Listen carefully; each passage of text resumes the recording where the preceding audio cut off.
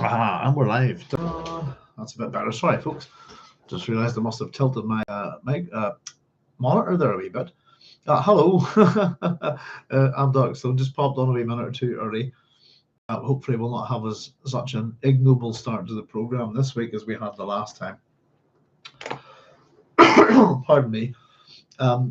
Which I think was basically, I've actually had it out of the programme. It was basically me trying to get YouTube to work, and YouTube telling me that it could not connect in any way, and me swearing at it.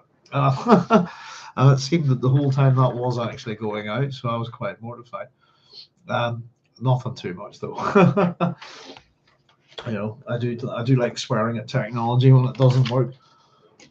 Excuse me, but it's not the best way to start a chapter of a book club, is it? So yeah, we're just coming up to 10 o'clock and we'll get started. So if there's anybody out there in the meantime, say hello. And apologies, as I said, we ended up missing a couple of attempts to get this chapter up, actually. We had some personal stuff going on down here.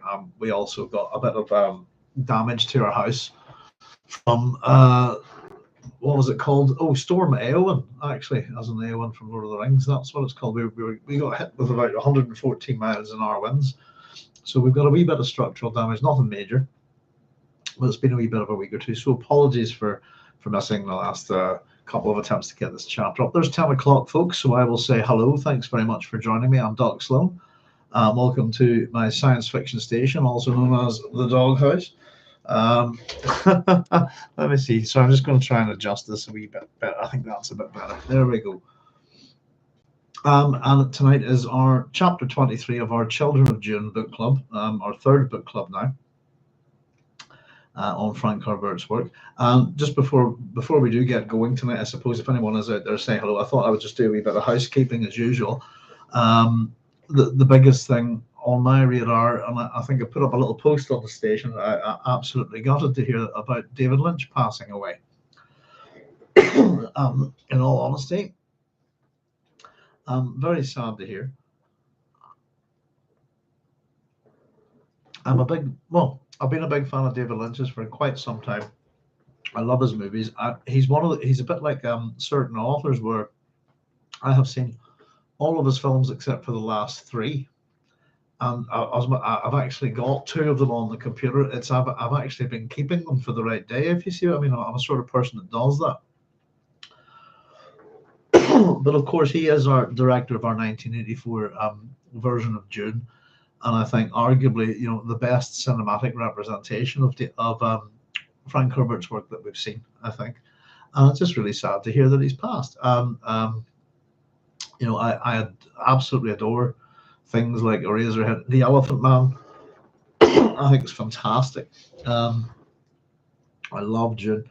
I quite like Lost Highway. There's a whole bunch of stuff there. Blue Velvet, of course. One of my all-time favorite things ever is the little David Lynch film with the monkey. What did Jack do? This kind of bizarre little interrogation is an absolute delight to watch. But it's very sad that we'll not be. That he's passed away, and I think of his influence on his own particular vision and has had a real impact on the Dune series and has influenced it, I think. So it's really sad to hear that. Just in terms of those kind of things. There was another person that passed away there just the other day. I think it might have been today, actually. Maybe a lot of you might not know this person. Is that Brian Murphy, the actor, passed away when I was very young. He was in a TV show that I adored called George and Mildred. He would have played a character called George Roper alongside Eutha Joyce's Mildred. one of the great screen couples of all time, I think. He had a wee bit of a science fiction connection, and that he was involved in the first ever stage production, I think, of H.G. Wells's The Invisible Man. And he was in his 90s, so just sort of sad to hear both of those men have passed away. Yeah, so I've made a wee note on my chapter just with whenever it happened, because I was doing my notes over the previous week. The one thing I would quickly say, and I'll catch to your comments, folks, um, and say hello and so on, is that something that really pleased me is over the last week or so, I've been looking at videos on YouTube in relation to David Lynch, and just how positive they all were. Does that make sense? How well respected he was, I think. I've watched a few documentaries and things like that on him not too long ago. I've somebody corresponding out there with called Expert have been sending me some links and stuff. So I checked these things out and actually found out quite a lot about him recently, probably over the last year or so. But it warmed the old cockles, as they say, to see that I think within on YouTube, just the sort of tributes, outpourings of respect and sadness, etc. That he's definitely somebody who's held in very, very high regard, I think, and we're going to miss him. And I think that his impact on culture is huge, our global culture, and certainly very much a 20th and 21st century surrealist, I think. But yes, very sad to see him gone. And it was just nice to see, a good outpouring of love, I think, for the man on YouTube, and lots of little interesting things about him. I watched a little video with David Lynch and his boys, all about all the woodpeckers that he found hung up. Woody woodpeckers, which I thought was very funny. I said one of my favorite things ever is what did Jack do? I just adore it. If anybody's not seen it, I think it might be on Netflix or possibly Amazon Prime. It's out there. And I just adore it. I think it's great, So anyway, I'll say hello, everyone. Let's have a wee look at your comment. There's Carlos saying, hey, Doc. Matt is saying, hey, all. Matt saying, I was homesick today. I'm happy because doctor says massive double ear infection and everything inside my ear is swollen. I prefer to believe my brain is getting too big because I read too much science. If only that was the way it worked, Matt. I'd be the Mekong by now. Twin Peaks was wild. I hope you're feeling better, Matt, by the way. I hope the infection clears up soon.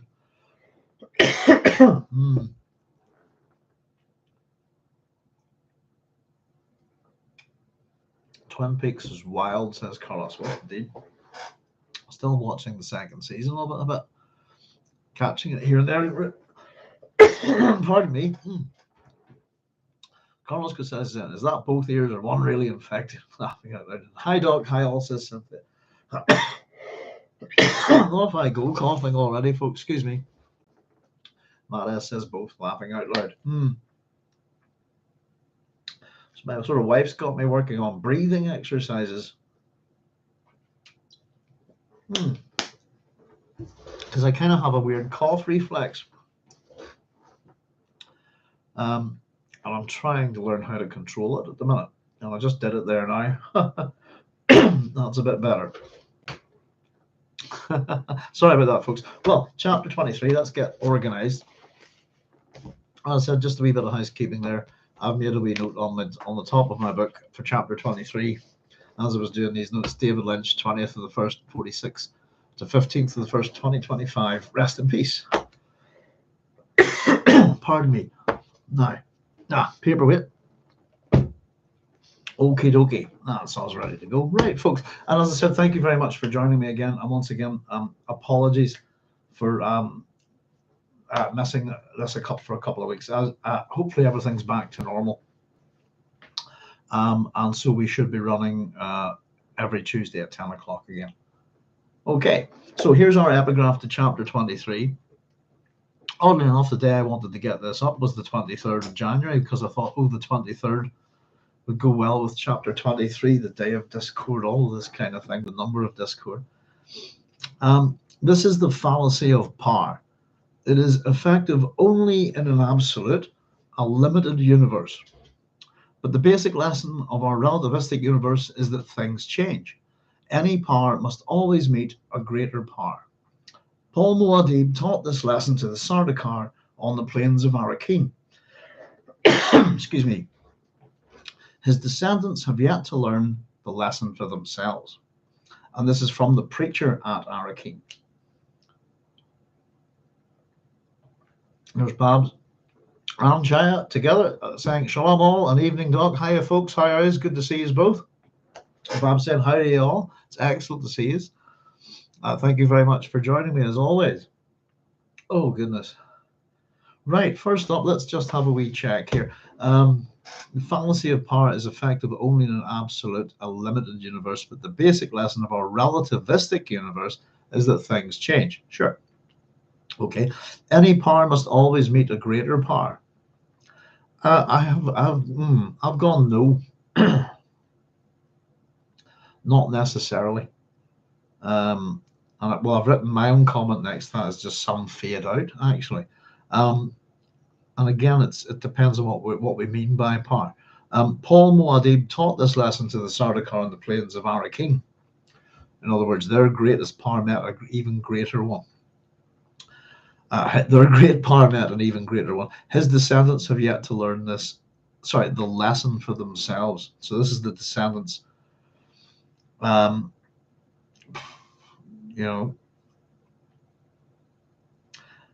sort of kind of pointed out. I've written next to this almost in a funny way. I've written, I know, although she's not a descendant of Muad'Dib, is she? But of perhaps his empire. But I've written next to this Alia. But really,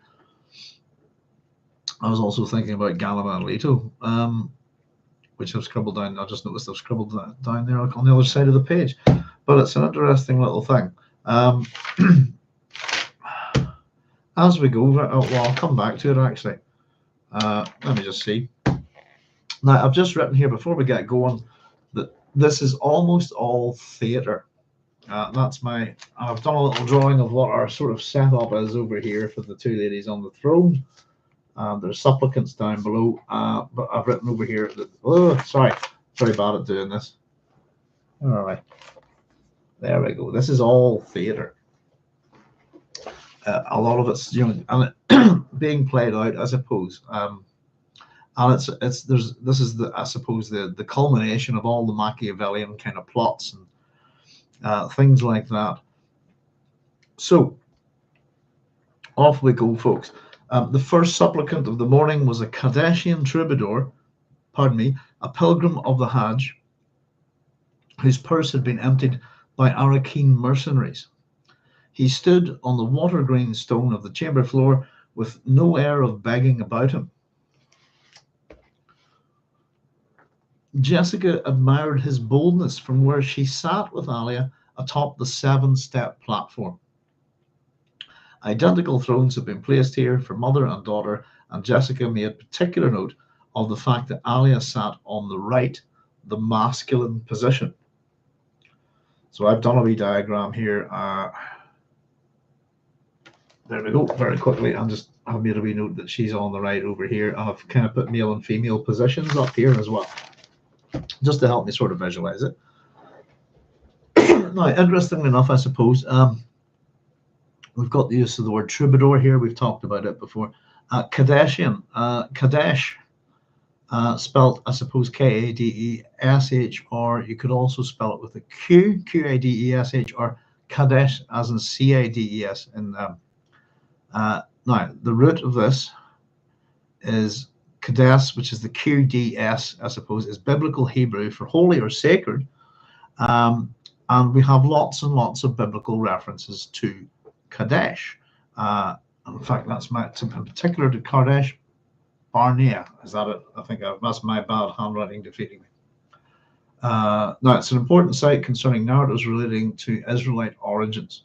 And interestingly enough, I thought this was good, is a site that, as much as we have the associations with Lawrence of Arabia, etc., within the Dune series, this is a place, this was the site that was excavated. The people that excavated it were T.E. Lawrence and Leonard Woolley in 1914. T.E. Lawrence is Lawrence of Arabia, T.E. Shaw, same guy, same person. So just in relation to the Bible, so this is where Moses struck a rock and water came out, but it's also the burial place of Aaron and Miriam. So that's just that use of that word here. I've put C Wiki actually, so let's just bring it up. I think there's just so much there. Hang on. very quickly. So AI overview is telling me it's the name of an ancient city in Syria on a biblical site. There we go. Anyway, off to Wikipedia we go. So from the, let's see, from the root, that's the Kadesh, isn't it? I think that's how you say it. As holy is a place name that occurs several times in the Hebrew Bible, describing a site or sites located south of the southern border of Canaan and the kingdom of Judah and the kingdom of Israel. Many modern academics hold that it was a single site located at the modern Tel El Kuderet, while some academics and rabbinical authorities hold that there were two locations named Kadesh. A related term, either synonymous with Kadesh or referring to one of the two sites, is Kadesh Barnea. That's it. That's my handwriting. Hang on. I probably should tidy that up. Where did I write? There you go. I'm just going to write that out again here. Sorry.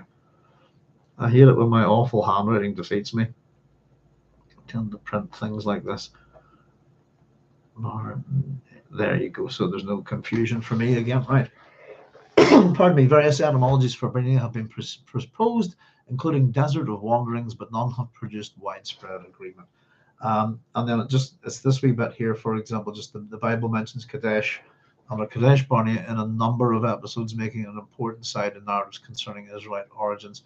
And it goes on to quote, provide a number of instances from Deuteronomy, from Numbers, from Joshua, from Ezekiel, etc., etc. So there's plenty of stuff there. I'll quickly just run through it for you. Is the chief site of encampment of the Israelites during their wanderings in the Zin desert, as well as the place from which the Israelite spies were sent to Canaan. The first attempt to capture Canaan was made from Kadesh. Moses struck a rock rather than speaking to it as the Lord commanded, that brought forth water at Kadesh. Miriam and Aaron both died and were buried near a place named Kadesh. Moses sent envoys to the king of Edom from Kadesh, asking for permission to let the Israelites use the king's highway passing through the territory which the Edomite kingdom had. So there's more there. There's just seems like a particular term. I'm not sure what it particularly brings to. I suppose it lends a certain kind of thing to the character, perhaps. But we must assume that there's a planet called Kadesh or something like that. Is my guess, Chaya, there we go. Kadesh, I think, okay, is the root that translate more precisely as sanctify or separate. Oh, thank you. Missed you, Chaya. And your excellence with this kind of language stuff. Let me find space to scribble that in. Where are we? There we are. I have to just pretty much tend to rely on dictionaries and etymological stuff for this kind of thing. As a root that translates more precisely. Root as sanctify or separate. Thank you. Excellent. So, is it a loaded term? We've got a few terms within this chapter actually that have sent me off a wandering. Thank you very much, chat. And of course, again, we have this. So we've got the situation described for these two identical thrones. Alia is sitting on the right, or the masculine position. Therefore, Jessica is on the left, the feminine position, if you like. As for the Kadeshian Troubadour, it was obvious that Javed's people had passed him for just this quality he now displayed, his boldness. The Troubadour was expected to provide some entertainment for the courtiers of the Great Hall. It was the payment he'd make in lieu of the money he no longer possessed. From the report of the priest advocate who now pled the Troubadour's case, the Kadeshian had retained only the clothing on his back and the balisette slung over one shoulder on a leather cord. So this is our advocate here. He says he was fed a dark drink, the advocate said, barely hiding the smile which sought to twist the lips. If it please your holiness, the drink left him helpless, but awake while his purse was cut. Jessica studied the Troubadour while the advocate droned on and on with a false subservience, his voice full of mucky morals. I like that. That's a nice little bit of writing, isn't it? The Kadeshian was tall, easily 2 meters. He had a roving eye which showed intelligent alertness and humor. His golden hair was worn to the shoulders in the style of his planet. Pardon me. I think that probably confirms that Kadesh is a planet, I'd imagine. And there was a sense of virile strength in the broad chest and neatly tapering body which a grey Hajj robe could not conceal. His name was given as Tagir Mohandis, and he was descended from merchant engineers proud of his ancestry and himself. So just making my notes as I went, I wrote similar to Gurney, which I think is kind of obvious. Now, Mohandis is an Arabic word for engineer, I think, so that his name is kind of almost like a, oh goodness, is strongly indicative of, as we're told from merchant engineers, that of that particular type of profession, all from an engineer. Tagir I've got here means to be thick, but I wasn't even too sure if that was it, but Arabic Hebrew name Tahir means pure and virtuous, I believe.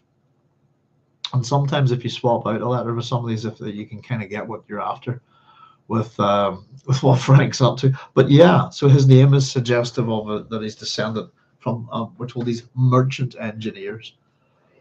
And there's Julian Thompson saying, "Hey all," and there's Chuck. How you doing, Julian? Just to let you know, folks, myself and Julian had a good old natter for about, it was probably about 4 hours the other week. It was excellent having a chat with him. And I would say, actually, not to blow, what was it they say, not to blow smoke up your backside, Julian, but let the audience know here. I certainly think the future of Dune academia is in good hands, so there you go. So I very much enjoyed the crack having a chat with Julian, as I was saying. We've just got going, folks. So we're not even off the first page yet here. And it's getting interesting already. So Alia finally cut off the pleading with a hand wave, spoke without turning. The Lady Jessica will render first judgment in honor of her return to us. Thank you, daughter, Jessica said, stating the order of ascendancy to all who heard. So that's familial ascendancy there. She's the daughter, I'm the mother. That's a rank within there, I think. And yeah, here we go. I suppose daughter. So this Tagir, this is Jessica's thoughts, sorry. Daughter. So this Tagir Mohandis was part of their plan, or was he an innocent dupe?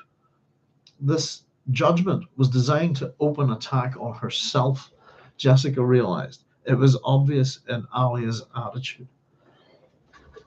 So this is all a setup. And it's probably meant to make her look bad. Jessica's picked up on this, but okay, it's a trap. That's the usual. Okay, let's run with it, I suppose. What else can we do? So, do you play the instrument well? Jessica asked, indicating the 9-string balisette on the troubadour's shoulder, as well as the great Gurney Halleck himself. Tagir Mohandis spoke loudly for all the world to hear, and his words evoked an interested stir among the courtiers. So it's a boastful, and we've all got the sense of how good a balisette player Gurney Halleck is. Possibly not from the Dune movies. So you seek the gift of transport money, Jessica said. Where would that money take you? To Seleucus Secundus and Faradin's court, Mohandis said. I've heard he seeks troubadours and minstrels, that he supports the arts and builds a great renaissance of cultivated life around him. Excuse me. So again, this man's loud, a bit like myself sometimes. He's brash, and he's saying this out all quite loud. So I'd like to go to Seleucus Secundus, which by all accounts is a hell world. and go to Farad'n's court where it's cultured. It's an insult, isn't it? It's a very much, it's not here, is it? The suggestion is this place does not support the arts and does not build a great renaissance of cultivated life, not certainly around Alia. Thank you, Chaya. There we go. Mohandis, if I'm pronouncing it correctly, is engineer in modern Hebrew too. Yes. Thank you. I'll get that one down as well. It's amazing. Actually, there's so many similarities in language, aren't in terms within your languages, Arabic and Hebrew. I suppose with all in, what do we call it? The Semitic group of languages. I think it's very interesting. Let me see. There it is. Right. Hang on. I've left room. Bear with. Thank you very much. It's something I always wonder about with Irish, for example. There's such, not that I speak much of it. I have about 2 sentences myself, but there's such a variation in pronunciation within the different local dialects of Irish, for example. It's kind of that. It kind of reminds me on things like that. That Mohandis is Arabic for engineer, and Mohand, if I'm pronouncing it right, Mohandis, almost identical, is engineer in modern Hebrew too. There you go. But strongly, merchant engineers is, and it's an interesting combination of careers, isn't it? It almost sounds like a bizarre Dungeons and Dragons class, doesn't it? Saying that, I totally get how merchants could be engineers at once upon a time. Thank you very much. So, as we start here, Alia is sort of handing the initial first responsibility over to Jessica as an honor, you know, to all of us that she's returned to us, if you like.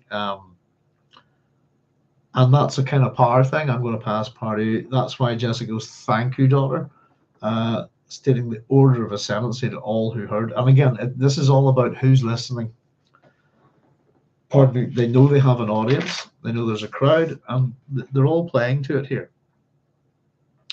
To seek the gift of transport money, that must be a lot of cash. I would say it's not a mean thing. We've got the sense of how difficult it is for the hoi polloi, if you like, for the average Joes to travel around in this universe. It's ridiculously expensive.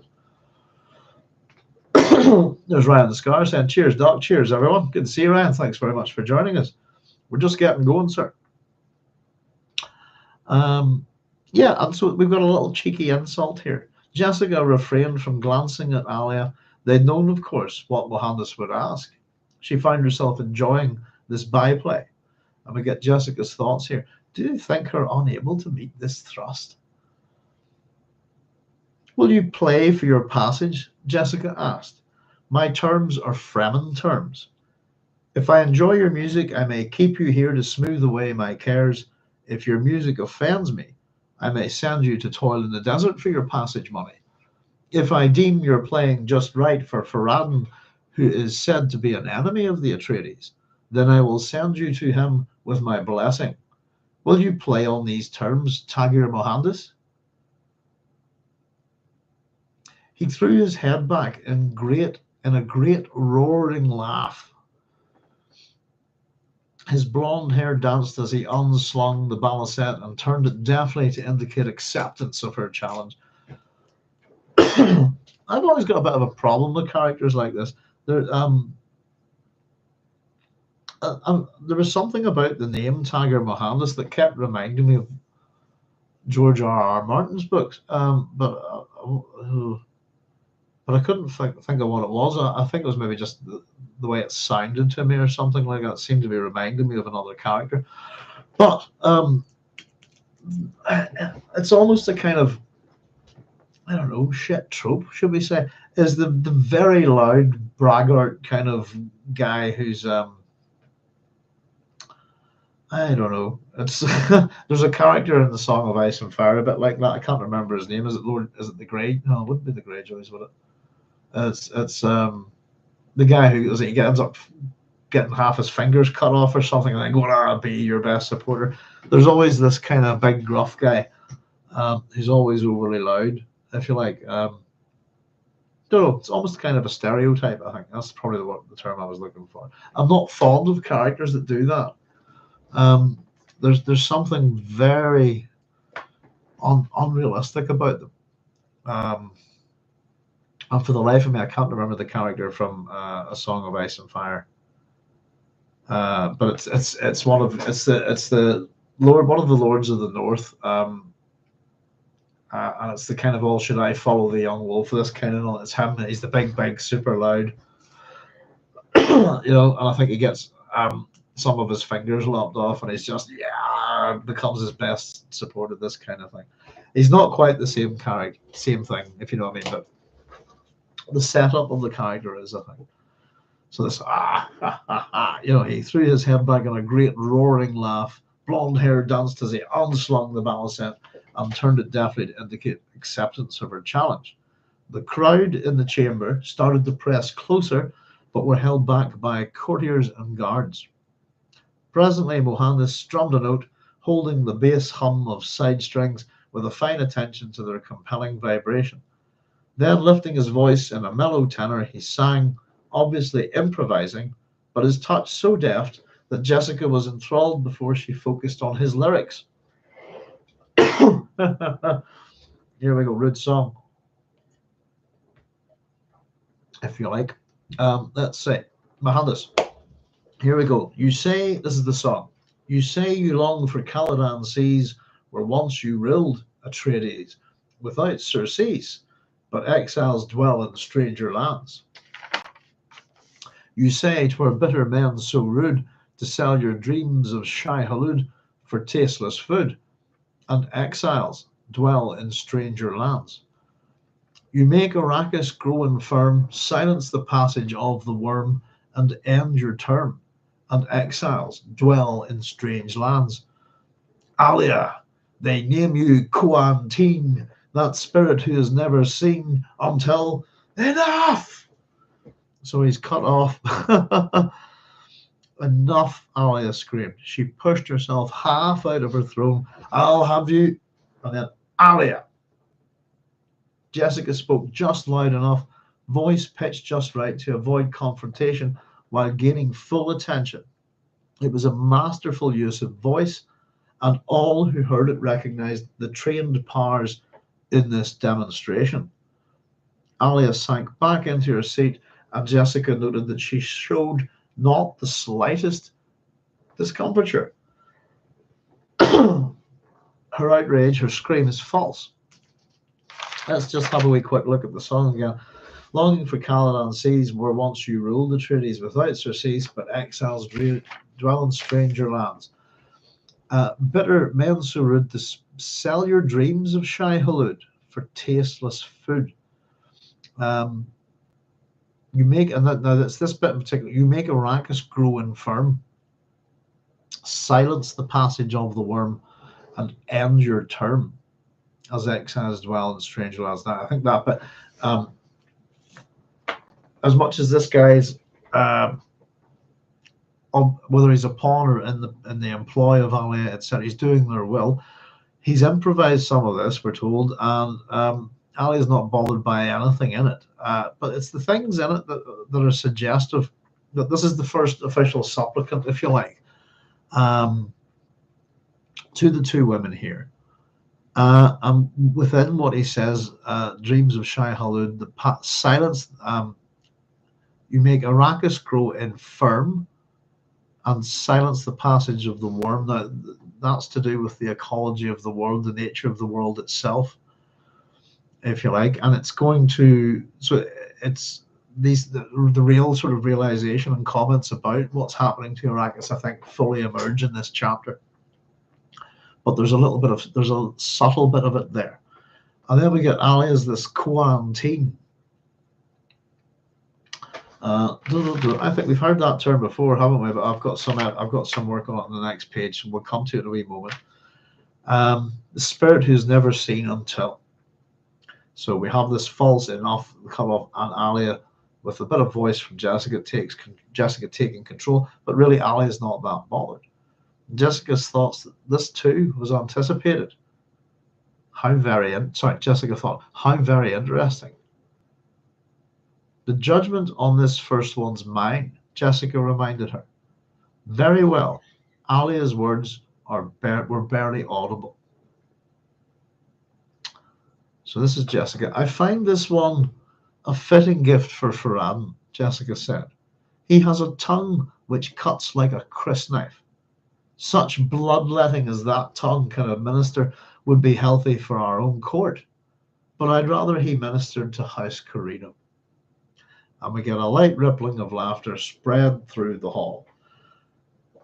And it's quite funny what she says. It's a good response to it. His words cut like a knife. We could use something like that here. But I'd rather he ministered to House Carino, so he's going to be sent to Ferran. Potentially he's too dangerous to keep around, isn't he? Alia permitted herself a snorting exaltation. You do know what he called me. He didn't call you anything, daughter. He but reported that which he or anyone else could hear in the streets. There they call you Quantine, the female death spirit who walks without feet, Alia snarled. Now, let's see. Quantine, I tried doing a wee bit of work on this. I couldn't find anything completely. Karstark, Julian said, thank you. Is that him, Lord Karstark? I think he's. I can't remember who plays him in the show, but yeah, that's who I was thinking on. Julian, you got him. It's that kind of character sometimes. It is. It's a bit of a stereotype, isn't it?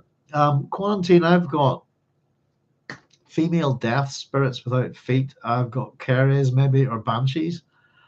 I was kind of thinking of anyway. Quan is Quan, if you like, is an Anglo-Saxon surname. It's an Irish surname as well. Let's see. Anglo-Saxon surname is means a dreamer, and it's derived apparently from the word cocaine, which is the imaginary world, if you like, kind of a utopia. We've got the Irish. It's Cohen's also an Irish surname, and it's also I suppose it's the adjective pertaining to the Greek island Kos. So, for example, beer, local beer in Kos is called Cohen beer, but spelled with a K. Teton obviously has got lots of meanings and tons of languages. A lot of those meanings are for the word 10. But in Middle English, Teton means grief, as sorrow, trouble, vexation, anger, hatred, to afflict, to injure, to become angry or distressed. I was thinking that kind of works for teenagers, doesn't it, as well? But there we go. That's the meaning of those words. But I haven't got any kind of mythological being that's called a Coantine. I can think of a few female death spirits. There's quite a few actually. But without feet is a particular thing, isn't it? So I don't know if anybody's got any ideas about that one. I'd love to hear them. But that's what they're called. Yeah. I'll maybe look into that again and see if I can maybe try some variations of spelling to see what I can find. But that's what they're calling her, a female death spirit. How is it's put here? The female death spirit who walks without feet is what Alia informs us that it means. There's Joseph Smith saying howdy, and don't forget the like button. Yeah, folks, give us a like or a subscribe or whatever. If you don't mind, that'd be lovely. I'm so bad at that kind of stuff. I've never had any interest in it. But I suppose you're supposed, as Joseph does it for me because I'm rubbish at it.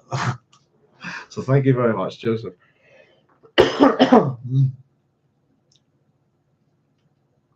So isn't it curious that not having feet would be an insult in a culture that reveres the worm?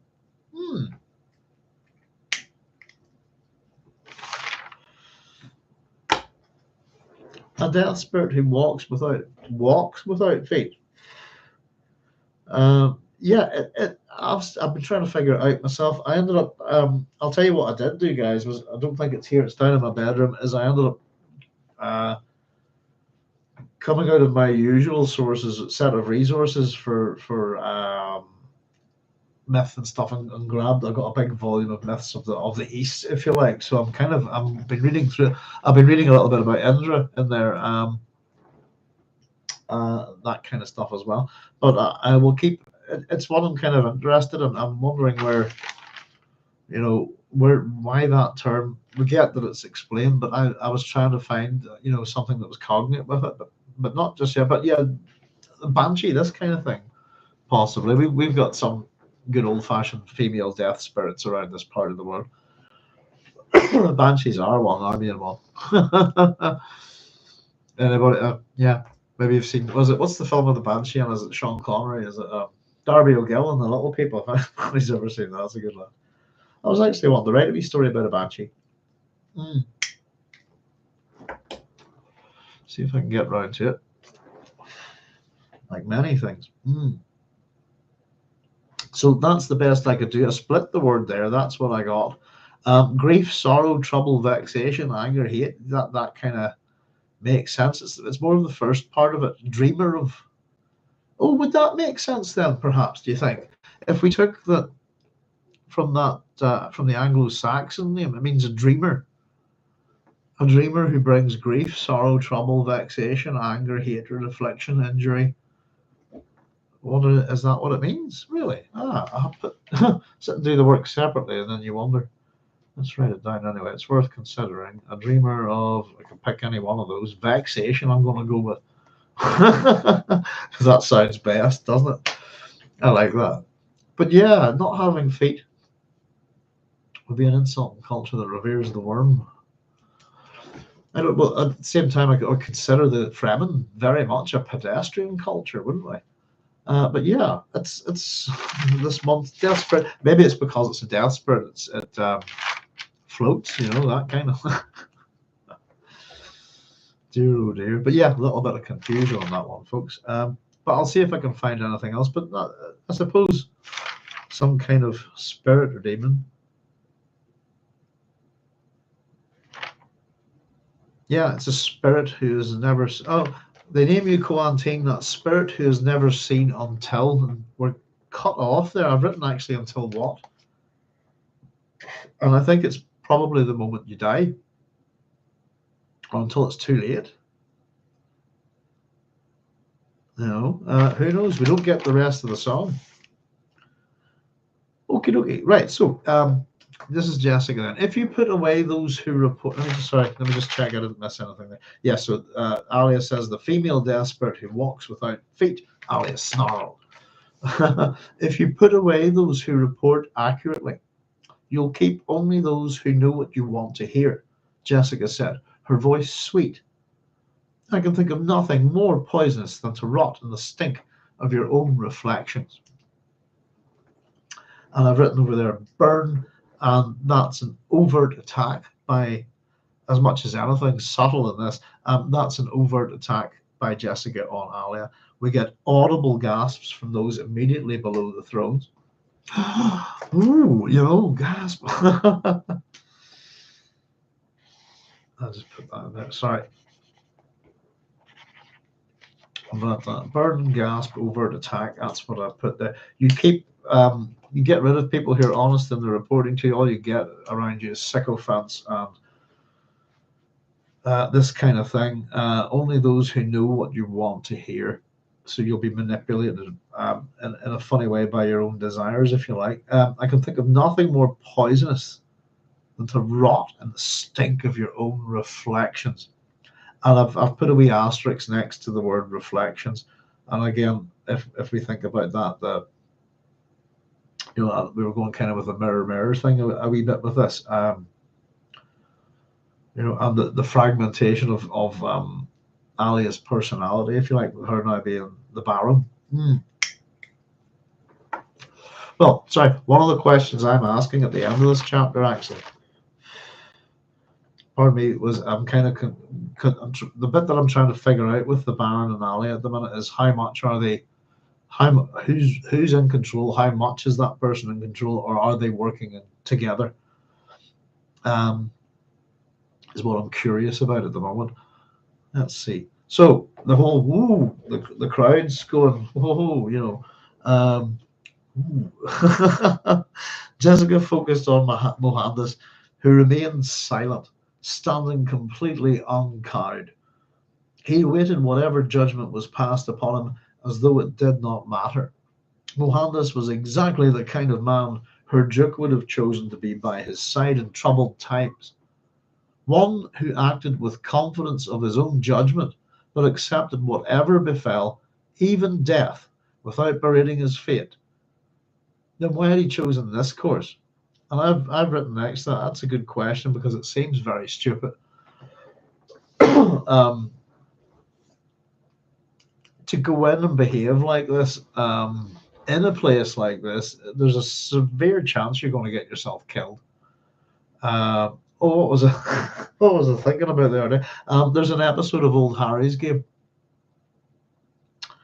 and it's the one where they're trying to make a kind of science. They're trying to make a. It's a really good couple. It's a series of episodes actually. They're trying to make a science fiction film in hell, and it's well, you know, Satan and the Professor and all, and it's meant to be like a sci-fi version of Casablanca. Meets something. I can't remember what. It's very funny. Um, so in the Old Harry's Game episode, they're interviewing all the different dead actors in hell for the parts. You know, so Humphrey Bogart's there, and they interview Garrick. I think is Shakespeare's main actor, and he talks about this playwright. I can't remember what his name was, but he says he was the best playwright going. What happened to him? Oh, he got executed. Why? And he wrote a play called Queen Elizabeth is Ugly and Bald. And something like that. And of course, it just reminded me of this. Of course, he's executed almost immediately upon performing said play. It's sorry, the Mohandis character. That's why I thought this is stupid. And as much as all of this is theatre, I'm most likely that his safety has been assured before he goes in to do this. How he could guarantee that his safety would be assured when it's quite possible that Jessica would have him executed. So I don't. If he had any sense, I would say that number one, his safety can't be assured here,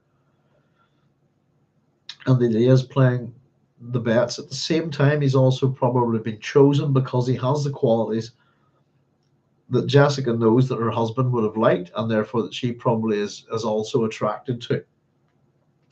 The kind of companions that her Duke would have chosen to be by his side in troubled times. Often the companions that the Duke chose to be at his side in troubled times are people who are geared by the same desire for vengeance and hatred as the Duke, as Leto. That's how Leto finds his people. Really, it's they have to have, you know, they have to have that hatred of the Harkonnens. Mutual hatred, I think, is what he's and desire for revenge. I think is the main thing that Leto seeks in these men. Pardon me. I don't think we quite get that from this man, but he's meant to remind us of someone who is like that, and that's Gurney. So the very fact that Jessica's thinking this, if you like, it should be a warning to her that he's probably been chosen for these qualities because it will make she'll look at him that way.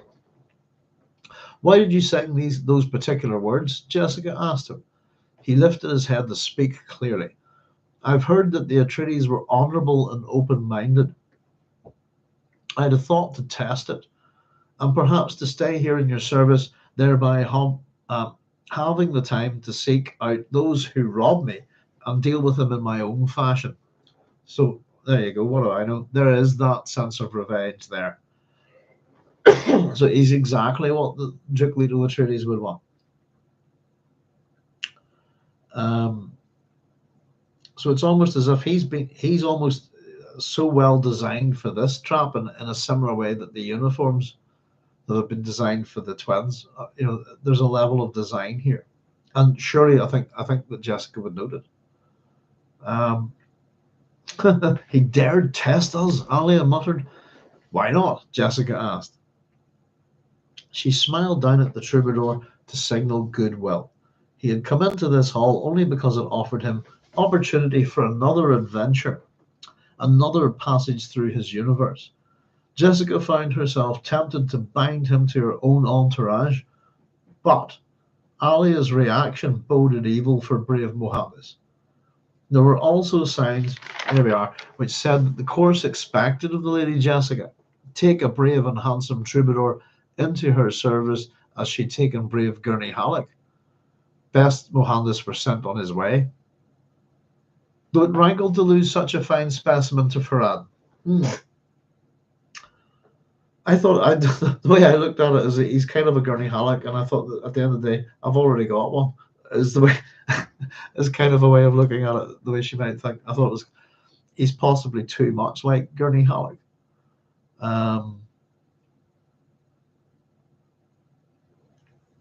So he shall go to Farad'n, Jessica said, see that he gets his passage money.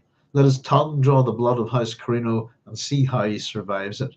In all honesty, if he kind of pulled that thing from what we've seen of Wen Sissia, if he tries that kind of thing on Solicitor Secundus, I'd say he wouldn't survive it. Alia glowered at the floor, then produced a belated smile. The wisdom of the Lady Jessica prevails, she said, waving Mohandis away. And that's exit Mohandis. Off he goes. So simply put, he's too dangerous to keep. I'll just put down the little things here. Too dangerous to keep about Mohandis. His looks, he's a fine specimen. His attitude is bold. He's the Duke's kind of man. He's a musician. He's bought, and he's like Gurney. So the sort of real negative is he's bought. He ticks all of her boxes, is what I've pretty much put here. So he should be sent away.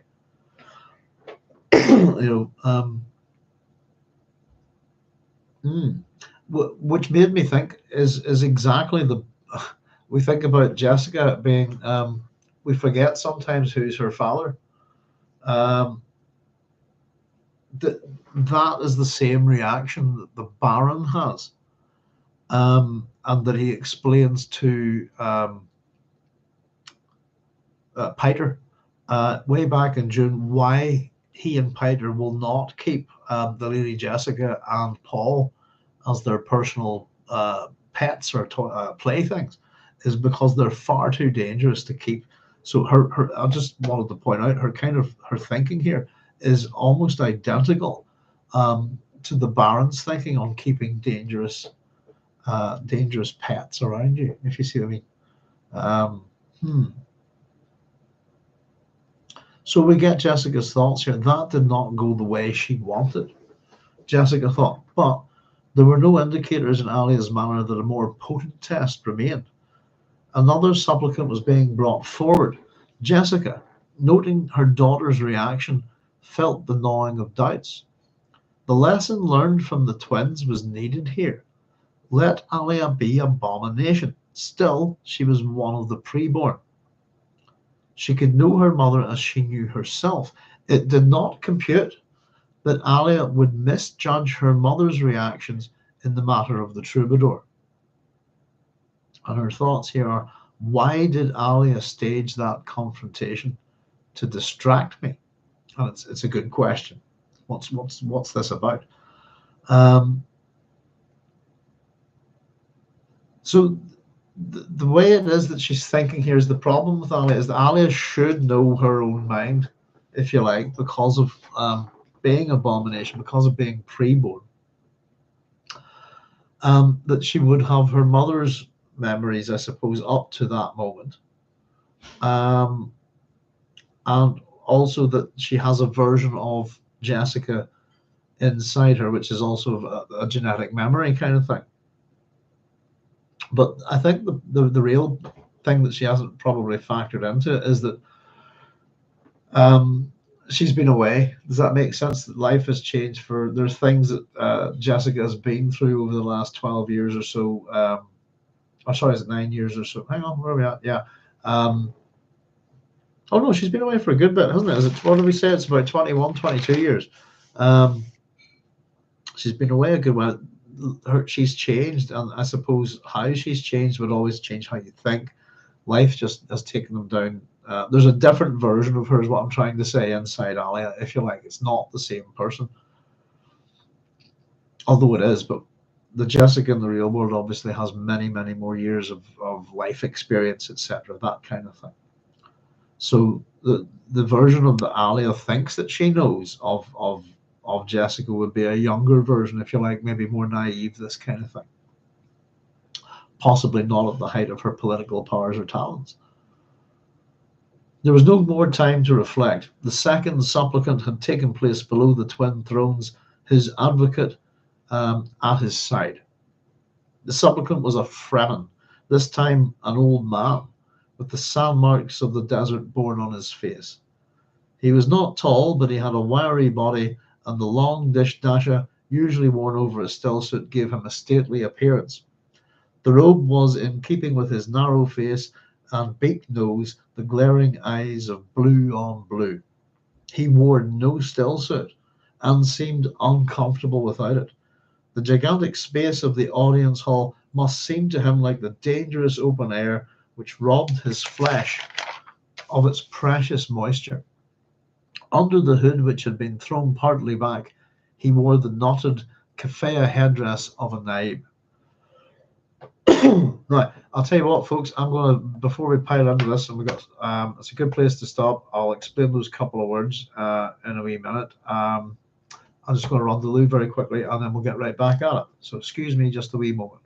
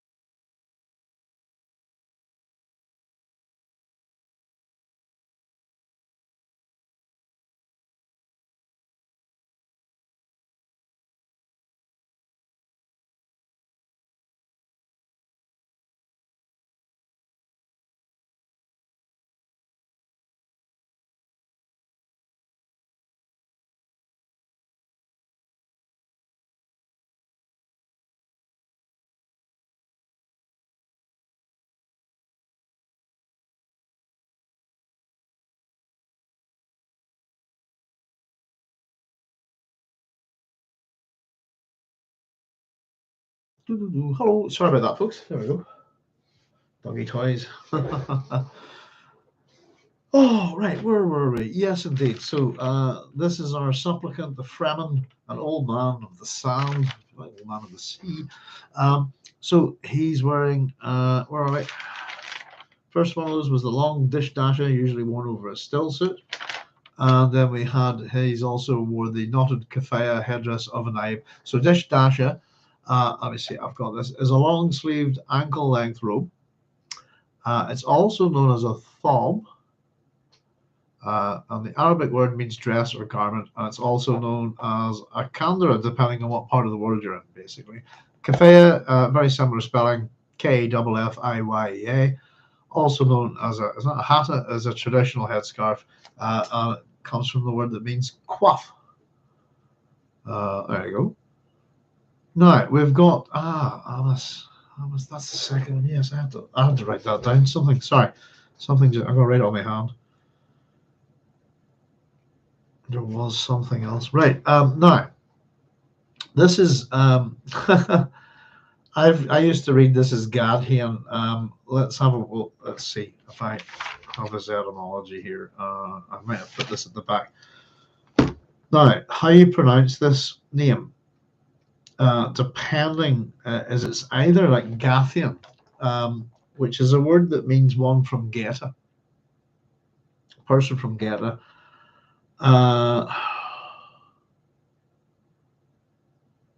Now, Geta is a port in Italy. Its Roman name is Caeta Portus. What have I written there? That's holy warrior or fighter. The city's named after Caeta, by the way, who is the wet nurse of Aeneas. I believe that in mythology she's meant to have passed away there, I think. Gadhean, now Gadhean, if you want to pronounce it that way, is also a boy's name. It's an Irish boy's name. Al-Fali, son of Fali, is from the now the word Fali in the Amish language I have here is wind, which is interesting. That was it. That's what I just wrote on my hand. Why did I write that on my hand? Hang on a second. I'm going to connect the dots. Oh no, got it. Yes, I actually wrote it down here earlier. From the Amish language, it means wind. In Swahili, it means good, a good omen. Interestingly enough. So I don't know about that. I had thought that maybe the DH would be pronounced, as far as I know, like the letter thorn, so it'd be a th.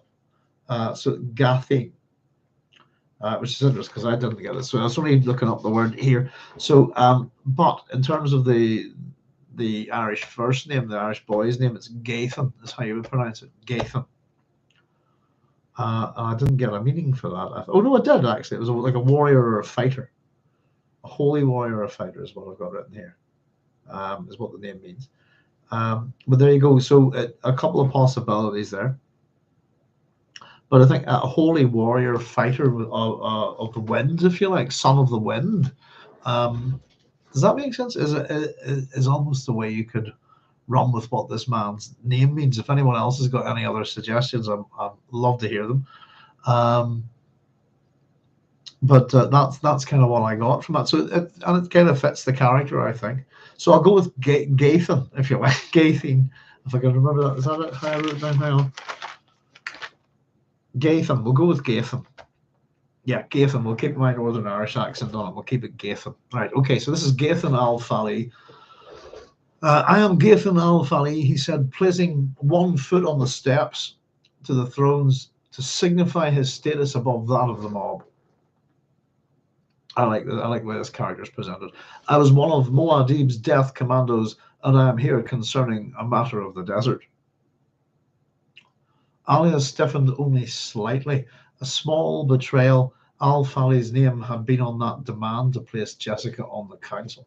So she recognizes this guy as one of the Fremen names who's written a letter demanding that she be put on the council. And Jessica's thoughts are here, a matter of the desert, Jessica thought. So Gadhean al-Fali had spoken before his advocate could open the pleading. With that formal Fremen phrase, I like that, that's good, formal Fremen phrase, he had placed them on notice that he brought them something of concern to all of Dune. and that he spoke with the authority of a Fedi king who had offered his life beside that of Paul Muad'Dib. Pardon me. Jessica doubted that this was what Gadhean al-Fali had told Jabin, or the Advocate General in seeking audience here. Her guess was confirmed as an official of the priesthood rushed forward from the rear of the chamber, waving the black cloth of intercession. I love that. Yeah, here we go. I mean, this is a very interesting scene here. So it seems our supplicant has got his audience under false pretenses, and we now have an official of the priesthood running forward, waving what we're told is the black cloth of intercession. And I've just been that's quite funny. I've written next to that that's ritual, sorry, and and also I've written part of the trap question mark. Is it the signal question mark? At the same time, I don't think it is. I'm not too sure about that because I don't think this is meant to happen.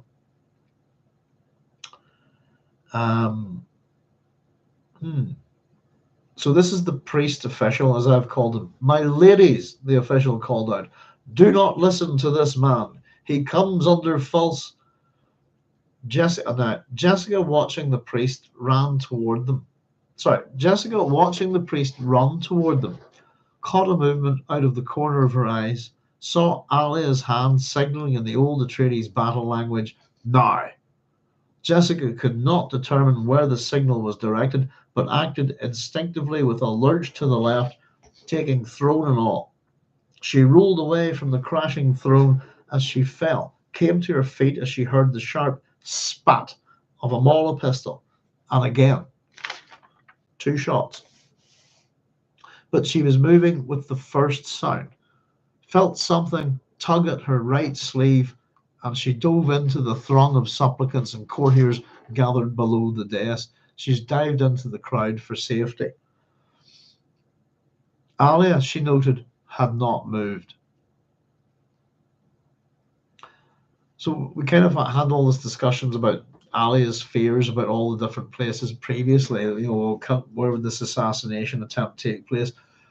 Imagining as if it was against her, would it do it in a crowded place? This kind of thing, all the things to keep her safe. It's kind of interesting the way this attempt goes forward here. So surrounded by people, Jessica stopped. Gadhean al-Fali, she saw, had dodged to the other side of the dais, but the advocate remained in his original position. So Ali has not moved here, and this man also has not moved. Gadhean al-Fali, she saw, had dodged to the other side of the dais, but the advocate remained in his original position. It had all happened with the rapidity of an ambush, but everyone in the hall knew where trained reflexes should have taken anyone caught by surprise. Alia and the advocate stood frozen in their exposure. So something going on. A lot of people in this place are well trained. Gun, Mauler pistol firing.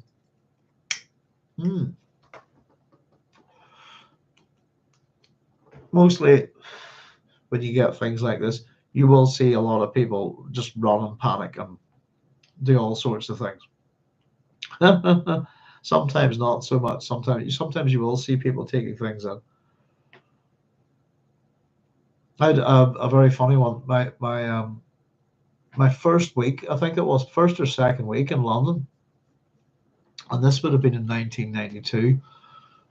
Troubles are still full rage, and I was walking down towards Twickenham town from the university, along the footpath next to Radnor Park, which is kind of raised up above the park like that, and has a wee wall. And I think I was just going past the bar called the Pope's Grotto, and I think a trike had gone past. I didn't notice it, but it had a huge misfire, big bang, and the funny thing was that I immediately reacted to it by diving over the wall because I thought it was a bomb or something, and I didn't even. It was just I was gone, no thought, and I just took cover.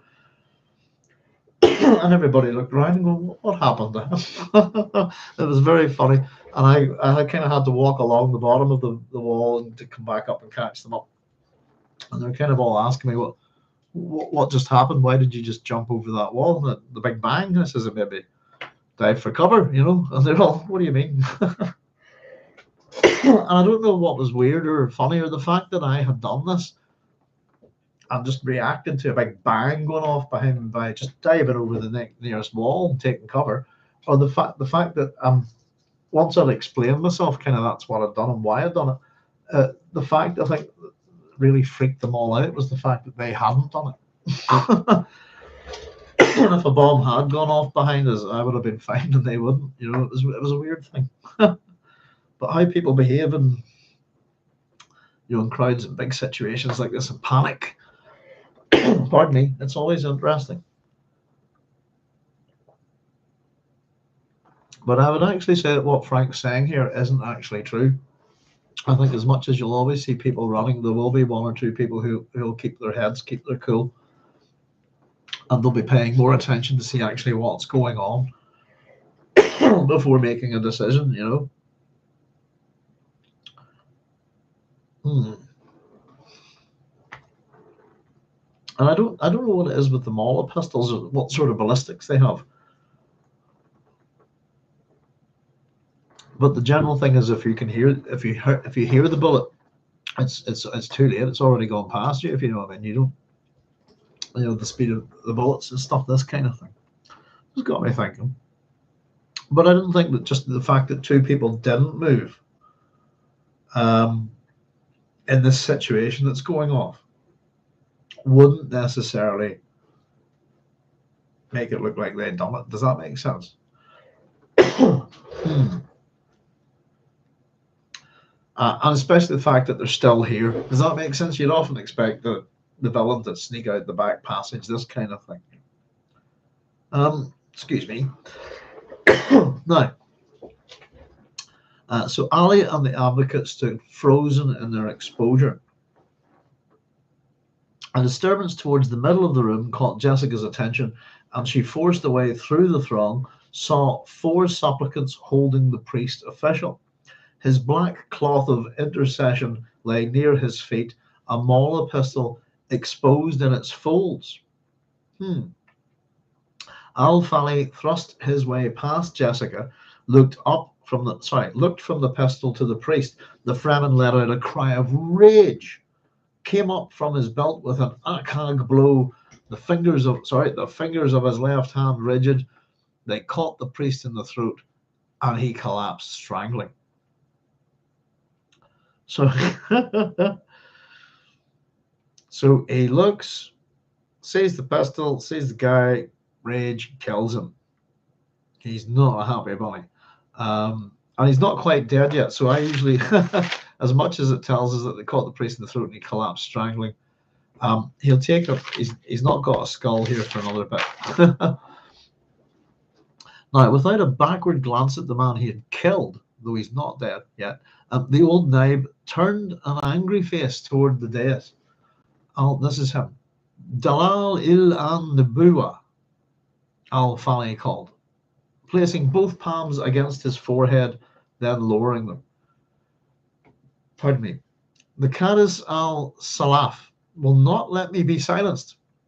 If I do not slay those who interfere, others will slay them. Okay, got a few things there. Akag blow, I wasn't too sure about. And I did. Let me see. I did have something here. I wondered, was it akagi, or akage? Is that a cage? Is that it? Sorry, that's the word. Which would be the same name with the letter E dropped off, but which is a very old word. It just means I would acheage, the condition of having aches, I suppose. But akag, I didn't get anything for that other than that. So I'll have to. I was wondering, what's that? The Akag blow. I know what I was going to look for there. Bear with me a wee second. Pardon me. Just to double check.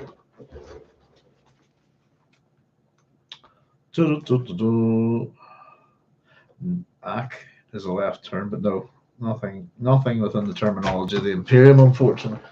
Now, Dalil Il An Naboa, if I'm pronouncing that correctly, and apologies if I'm not. Always wonder about the two W's in these. Should we go with the Bova, like a V kind of sound with them? But I think it's Dabua, Nabua. You with two W's follow. That's it's an interesting, isn't it?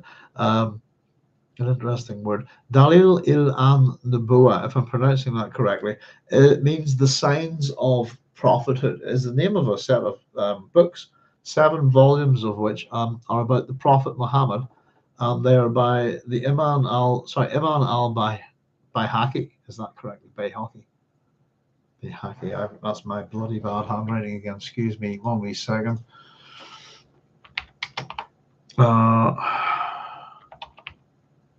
Al-Bayhaqi, so it's an A, not an O. Apologies. There he is. That's him. You can check him out. Quite a lengthy stub on him on Wikipedia. Imam al-Bayhaqi was a Sunni scholar widely known for being the foremost leading Hadith master in his age, leading authority in the Shafi'iyya school, leading authority on the foundation of doctrine, meticulous, devoted ascetic, and one of the notable defenders of the Ash'ari school. Al-Dahabi said, unequaled in his age, unrivaled amongst his peers, and the Hafiz of his time. His dates here are 994 to 1066.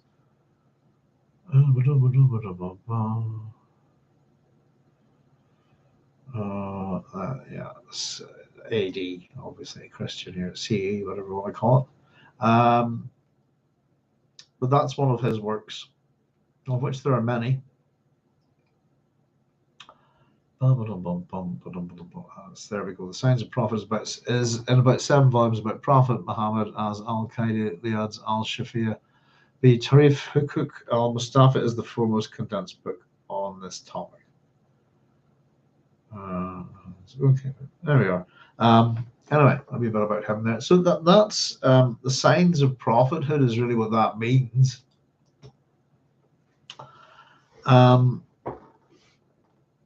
Signs of prophethood, if you like, with an exclamation al-Fali called, placing both palms against his forehead and lowering him. The Kadis al-Salaf will not let me be silenced. Now, Kadis is, I think we covered this one possibly before. Kadis is a judge. Now, Kadis al-Salaf, therefore, is a judge who is also Salaf. What Salaf means, as far as my understanding goes, is a term that refers to the first 3 generations of Islam. And I've written here, includes the companions of Muhammad and their followers. So it's an appeal to the, how would we put it, the oldest judges, if you like, of his faith, if you like, signs of the prophet. Sounds almost like a swear. He's swearing there, if I'm interpreting that correctly, in a funny kind of way, but like by the gods, this kind of thing. So the Kadis al-Salaf will not let me be silenced. Did we have them actually? Hang on. Bear with me again. Sorry, folks. I wonder, have we had a reference to them before as well? I think I said we had. I'm not sure if it's in Dune though.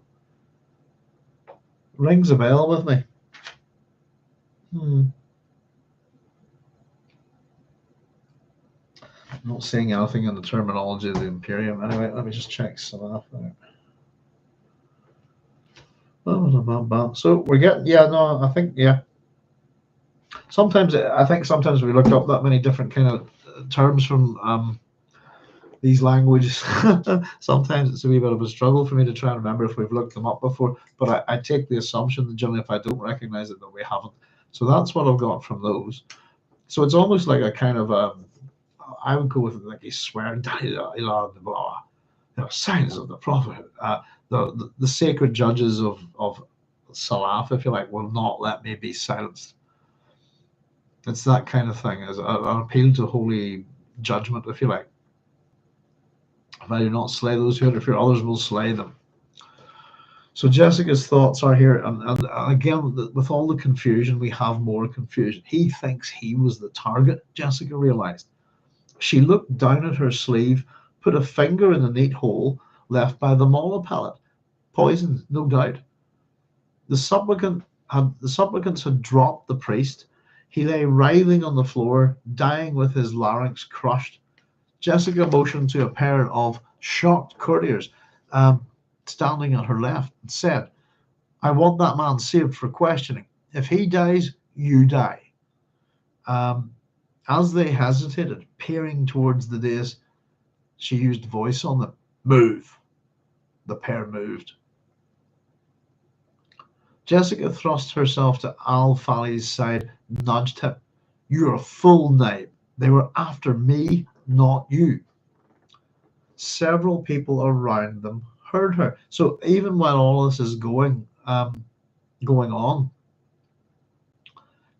still engaging in the theatre of the moment to make sure people are going to hear certain things here. And again, I think it's an attempt to sort of realize that you can, by calling someone out, possibly you can fight against them that way, if you see what I mean. Several people around them heard her in the immediate shock. In the immediate shock silence, al-Fali glanced at the dais with its one toppled throne and Alia still seated on the other. The look of realization which came over his face could have been read by a novice. Veda King, Jessica said, reminding him of his old service to her family. We who have been scorched know how to stand back to back. Trust me, my lady, he said, taking her meaning immediately. And it's almost a literal meaning, isn't it? A gasp behind Jessica brought her whirling, and she felt al-Fali move to stand with his back to her. A woman in the gaudy garb of a city Fremen was straightening from beside the priest on the floor. The two courtiers were nowhere to be seen.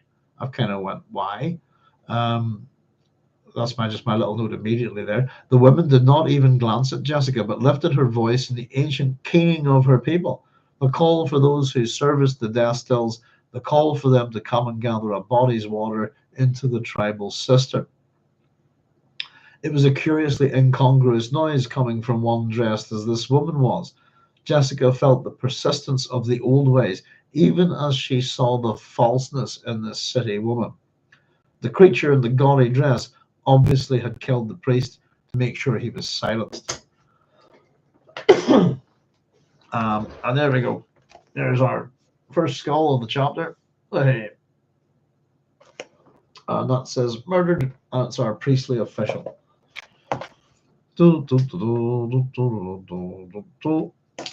Now, why did she bother? Jessica wondered. She had only to wait for the man to die of asphyxiation. The act was a desperate one, a sign of deep fear. I kind of wondered that myself, and I don't even think that I'm pretty sure that this guy is not the shooter at all, but he's the guy that's, there's been a mistake in the appointments, things have gone down, and suddenly the guns ended up in his little cloth. He's been framed, I think. He's not the assassin. He is just an innocent priestly official, I think. Well, as much as he can be. But yeah, why bother? I mean, as much as save the guy, he probably could have. He probably would have died, And it's a desperate sign, covering their tracks, basically getting the body away to the still. Will, again remove evidence, won't it? Alia sat forward on the edge of her throne, her eyes aglitter with watchfulness. A slender woman wearing the braid knots of Alia's own guards strode past Jessica, bent over the priest, straightened, and looked back at the dais. He is dead. That's the guard. Have him removed, Alia called. She motioned to the guards below the dais, straighten the Lady Jessica's chair. And Jessica's thoughts here, so you'll try to brazen it out, Jessica thought. Did Alia think anyone had been fooled? Al-Fali had spoken of the Kadis as Salaf, calling on the holy fathers of Fremen mythology as his protectors. There we go. That's a bit of an explanation for that. It's a better way of putting it, isn't it? The holy fathers of Fremen mythology. Yeah, it's sort of, sacred judges, this kind of thing. But no supernatural agency had brought a Mala pistol into this room where no weapons were permitted. A conspiracy involving Javid's people was the only answer, and Alia's unconcern about her own person told everyone she was a part of that conspiracy. The old Nabe spoke over his shoulder to Jessica. Accept my apologies, my lady. We of the desert come to you as our last desperate hope, and now we see that you still have need of us. Matricide does not sit well on my daughter, Jessica said.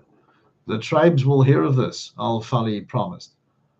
If you have such desperate need of me, Jessica asked, why did you not approach me at the convocation in Siege Tabar? Stilgar would not permit it.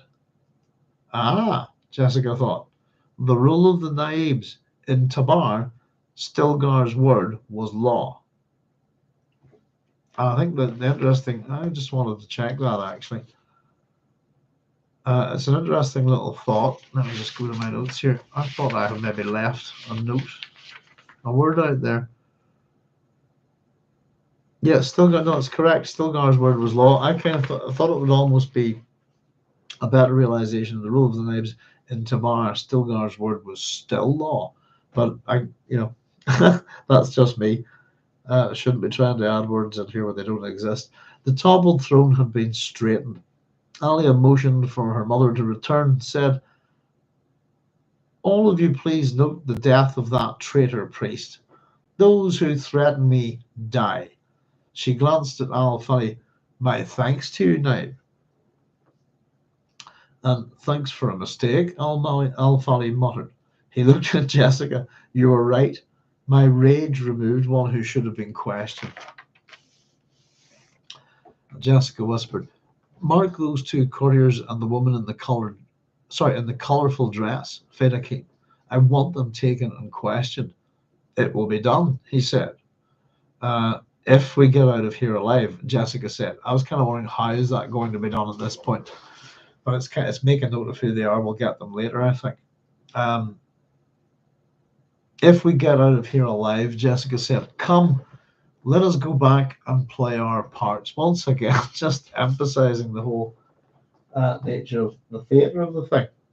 Sorry, I've got a little bug scratching at my door. You all right, Noodles? Hello, love. Never even. Oh, our Noodles sometimes just scratches at doors. It's quite freaky. So if you didn't know it. So, as you say, my lady, let's go back, play our part. All of this theatre for the crowd, theatre, and it's a very Machiavellian and dangerous theatre. We've just had an active and open attempt on Jessica's life here. In this hall with all these courtiers, Alia's people, all sorts are here. So together they return to the dais, Jessica mounting the steps and resuming her position beside Alia. Beside Alia, al-Fali remaining in the supplicant's position below. Now, Alia said. One moment, daughter, Jessica said. She held up her sleeve, exposed the hole with a finger through it. The attack was aimed at me, and again, this is all public. The pellet almost found me, even as I was dodging. You will all note that the Mala pistol is no longer down there. She pointed. Who has it? There's no response. Perhaps it could be traced, Jessica said. What nonsense, Alia said. I was the... Jessica, and here we go. Jessica half turned toward her daughter, motioned with her left hand. Someone down there has that pistol. Don't you have a fear that one of my guards has it? Alia said. Then that guard will bring the weapon to me, Jessica said. She's already taken it away. How convenient, Jessica said. What are you saying? Alia demanded. Jessica allowed herself a grim smile. I'm saying that two of your people were charged with saving that traitor priest. I warned them that they would die if he died. They will die. That's a bit. It is a bit harsh, that, by the way, isn't it? As much as they're treacherous priests, I kind of think of them as a bit of the little people in this one. I forbid it, Alia said. Sorry, Alia, I forbid it. Jessica merely shrugged. Oh, well. I always like the shrugs in these books. When characters shrug, it's a weird thing. We have a brave. It's dismissive in a kind of way, isn't it? I don't know. We have a brave Feta king here, Alia said, motioning towards al-Fali. This argument can wait. It can't wait forever, Jessica said, speaking in Chicopsa, her words double-barbed to tell Alia that no argument would stop the death command. And I wrote next to that, what is that? What does that mean? And I think, simply put, that no argument would stop the death command. What I meant by what does that mean? What is that? I was wondering, is there a compulsion of some kind? The death command, or is it that she will issue the order for these two courtiers to be killed because they didn't do what she wanted? And that's where I kind of went, well, that's a bit harsh. We shall see, Alia said. She turned to al-Fali. Why are you here, Giffy? How did I pronounce it again? Gadhean, wasn't it? Gadhean. Yeah, I'll stick with that. Sorry, been a while there since we said his name. Why are you here, Gadhean al-Fali? To see the mother of Muad'Dib, the Naib said.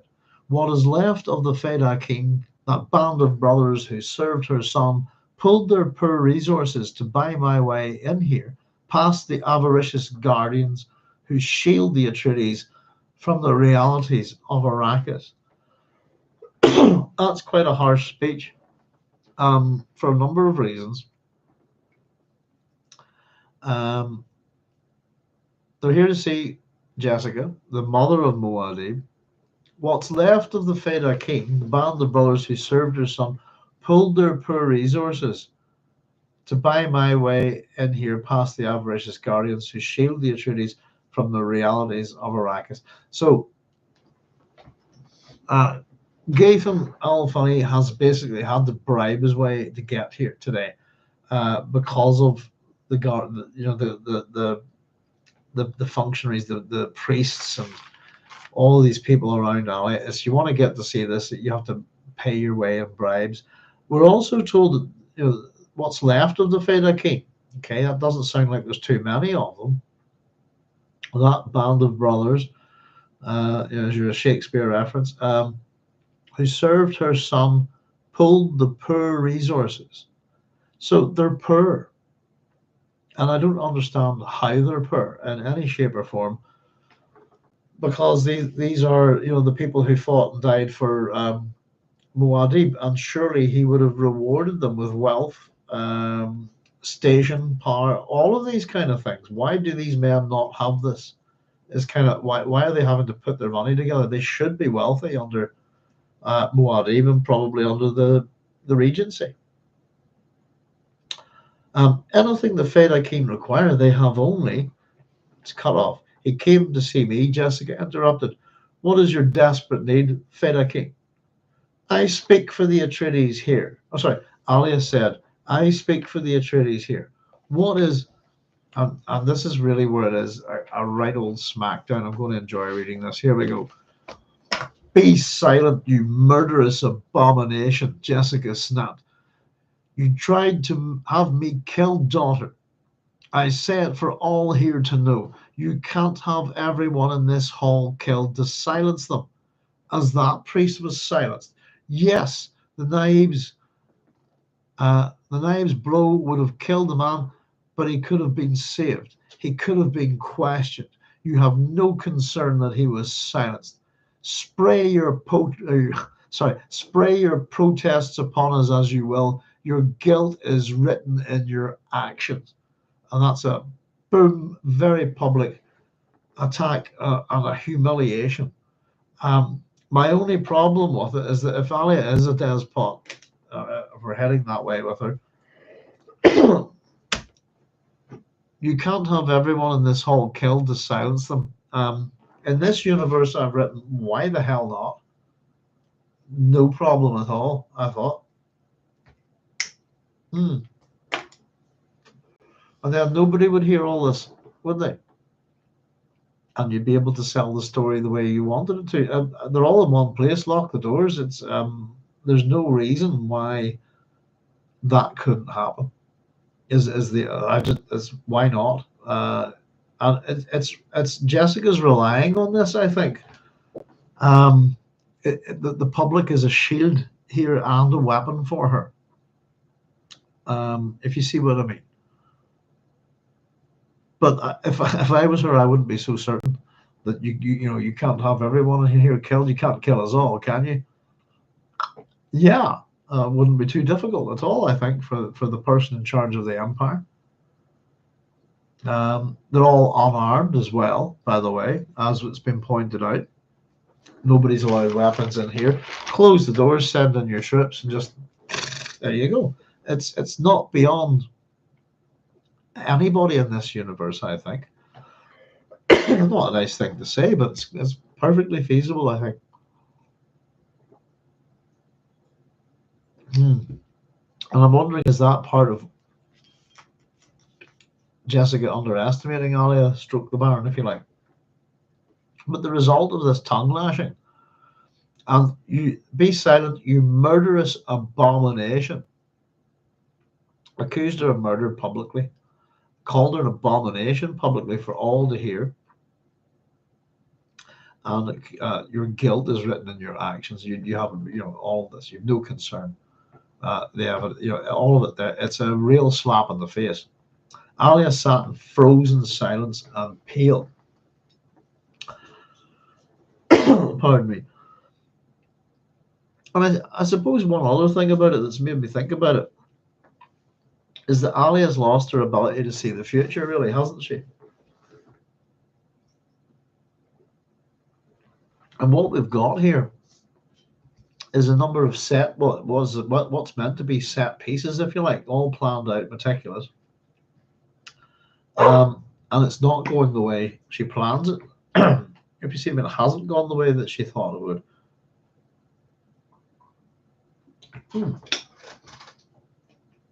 You all right, Big Love? Sorry, or Holly's bargain. No, behave. I'll see you soon. So yeah, real public humiliation here. Alia sat in frozen silence, face pale, and Jessica, watching the play of emotions across her daughter's face, saw a terrifyingly familiar movement of Alia's hands, an unconscious response which once had identified a deadly enemy of the Atreides. Alia's fingers moved in a tapping rhythm. Little finger twice, index finger 3 times, ring finger twice, little finger once, ring finger twice, and back through, tapping the same order. The old Baron. And there he is. His habits are coming out. The focus of Jessica's eyes caught Alia's attention, and she glanced down at her hand, held it still. It's like a tail, isn't it? Just, looked back at her mother to see the terrible recognition. And so you know who I am, basically. Ha ha ha ha.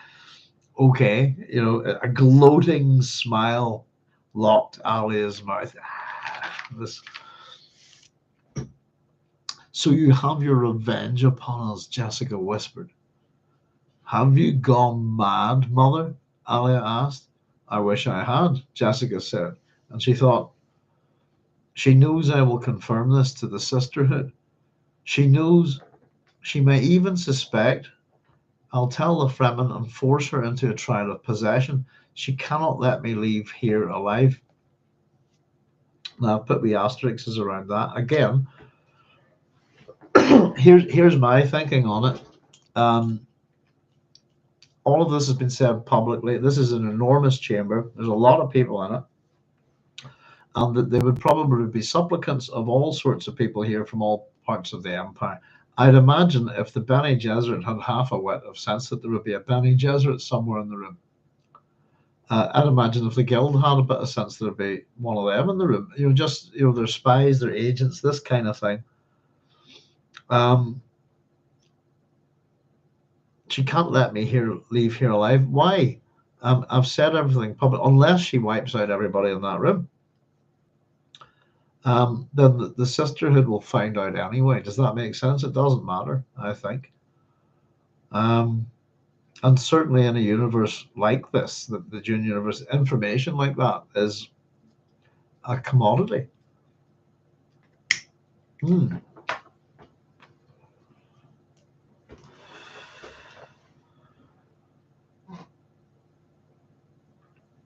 I was thinking that since Cynthia said, spray your protests upon us as you will. Interesting way of describing protest. Is it an insult? I'm thinking apologies to the word dehydrate. Yeah, that's exactly. Well, I imagine it's water, isn't it? Spraying. It's a wasteful. And you could yes, like verbally spray. To clarify, water-themed words used as swear words. Yes, no, I totally got that. Something I was wondering about it myself. Spray. I thought it was great. Really nice bit of writing, Oh dear, oh dear. Spray your protests upon us as you will. Your guilt is written in your actions. Yes, indeed. I took it very much as like a verbal spray. Lots of moisture coming out, and it would all, it also suggests on being unhinged a bit, doesn't it? Which is interestingly what Alia is kind of accusing Jessica of. Have you gone mad, mother? But yes, indeed. Water-themed words use the swear words. Dehydrate. That's I don't know if you've read the Xi Shen Lu book, Cynthia, as well. The dehydration of the Trisolarians is an interesting thing. The books, yes, indeed. Made me think a wee bit of Dune there. But yes, I totally got that. The spray. And the thing is, as much as this, we've had the assassination attempt, we've had a hint of what's happening to the planet. We're going to get more information here, and it's going to provoke. But it's yes, indeed, it's that kind of moment. I think again, lots of things are coming to a head here. Pardon me. She can't let me leave here alive. The reason why I asterisked it was for the same reason about she can't have everyone killed. That was the bit that I asterisked as well. Because I thought, yeah, why not? And at this point, to be honest with you, if everybody in this building knew that I was an abomination and all sorts of things, I'd have them all. If I was a true evil villain, I'd have them all shot and then organize an accident of some kind to cover it up, an explosion, and then have a few days mourning for everybody and meditate upon them sometime. Dear, oh dear. Get on the vape stock, doctor. These orders. I'm working on something at the minute, guys. Yeah, but my lungs are buggered. Pardon me. I unfortunately, I cough all the time, but it's also to do with talking a lot. But no, I'm trying to cut. Yeah, I'm heading towards it. I've got these boys. They're just plastic. But I got a bad whack to my lungs. It's about September. But yeah, I've got my honey. That's you'll see me taking this G. But I do apologize. I'm a very coffee person. Always have been.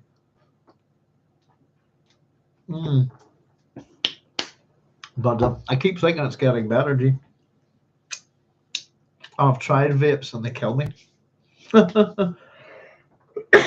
Pardon me. No, I'm trying to get to a point, G, where I just give up smoking. I think it'll have to be pretty soon. But thank you. Dr. Yui's orders. It's one of those things, whenever I start, I'm fine most of the day. Once I start doing this broadcast, I usually cough for about the first 4 or 5 minutes. I don't know. And then I go fine for a while, and then it's just my throat gets tickly. But yeah, I should get better at that. All right. Where do we get to? Our brave Fedi King waits while we argue, Alia said. Jessica forced her attention back to the old naib. She brought her responses under control, said, "You came to see me, Gadhean."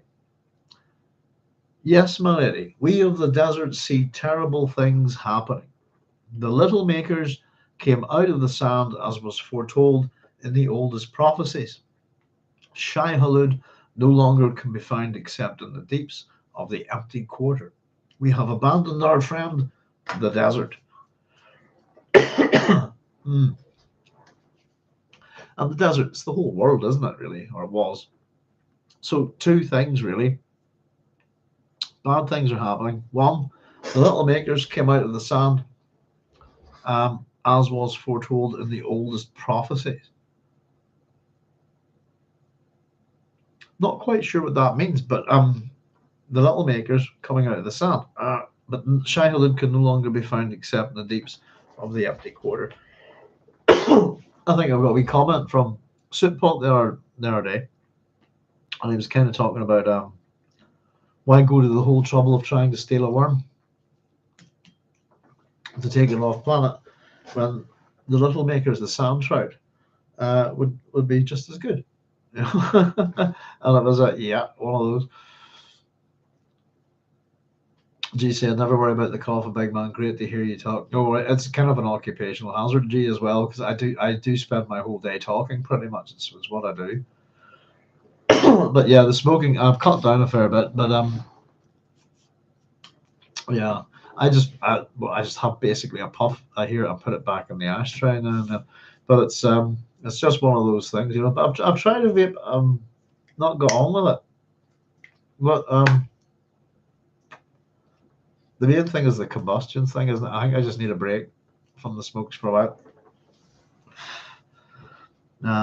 Yeah, thank you anyway. I never thought of taking Sandside off planet. Jeez, I kind of had a wee. I kind of went, yeah, congratulations, you know, Julian, because what I did do a long time ago. It's on the station somewhere, way down in the comments page. Is I posted up because I had to cut out so much in my PhD, I tried to save as many words as possible. But what I did was I for the life cycle of the worms, I managed to get a flow chart put together, which took one entire read of the books to get one diagram. But of course, at the very top of the diagram, there is no it's an introduced species as that. So it starts with a sand trout, doesn't it? But yeah, there's no need. There are a few shocking moments in June, but yeah, nobody needs to steal a big worm at all. Stupid. Steal its baby. You know, steal the baby worms. That's it, really. And it's a similar one with Julian. I think what we were talking about with the God Emperor is once you're through with the God Emperor, you know how to kill him. And it's oh my goodness, really, you know. The ultimate tyrant could have been so easily dealt with by a child, with a water pistol. You know, it's as simple as that. It's one of those things. I like little things in that, you know. And I don't know. Probably they're just things that slip by the author they don't think about, or maybe we don't think about it sometimes. But yeah, either that or people in this universe are a bit, you know. But can you imagine all what we're told about the size of worms, how difficult they are to capture, how difficult they are even to injure? Why go to all that trouble to transplant one of those when you could, you know, just take their young, which are yay big, you know, a lot less bother. But yes, indeed. So the little makers came out of the sand as was foretold in the oldest prophecy. Shai-Hulud can no longer be found in the deeps of the except in the deeps of the empty quarter. So the large worms are only in one spot on the planet. But we have abandoned our friend the desert. Arrakis, Dune, desert planet. The whole planet's a desert, really, isn't it? So this is the as much as we've had the suspicions about this and with the twins, etc. This is the moment of realization, really, that the Fremen have come to understand this. Sorry, I'll move that ashtray there. And as I said, if we include what we heard with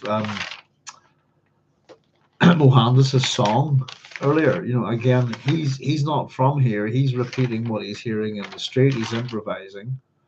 Where's this tune? There we go. Sell your dreams of cahoots for tasteless food. Silence the passage of the worm. Arrakis grow infirm. You make Arrakis grow infirm. So the planet's not healthy from the Fremen point of view. Jessica glanced at Alia, who merely motioned for Jessica to continue. Jessica looked out over the throng in the chamber, saw the shocked alertness on every face. The import of the fight between mother and daughter had not been lost on this throng, and they must wonder why the audience continued. She returned her attention to al-Fali.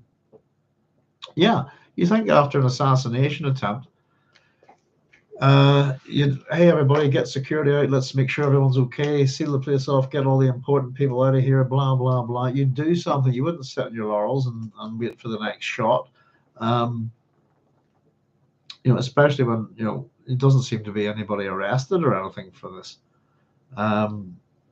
apart from the one obvious scapegoat, the one victim.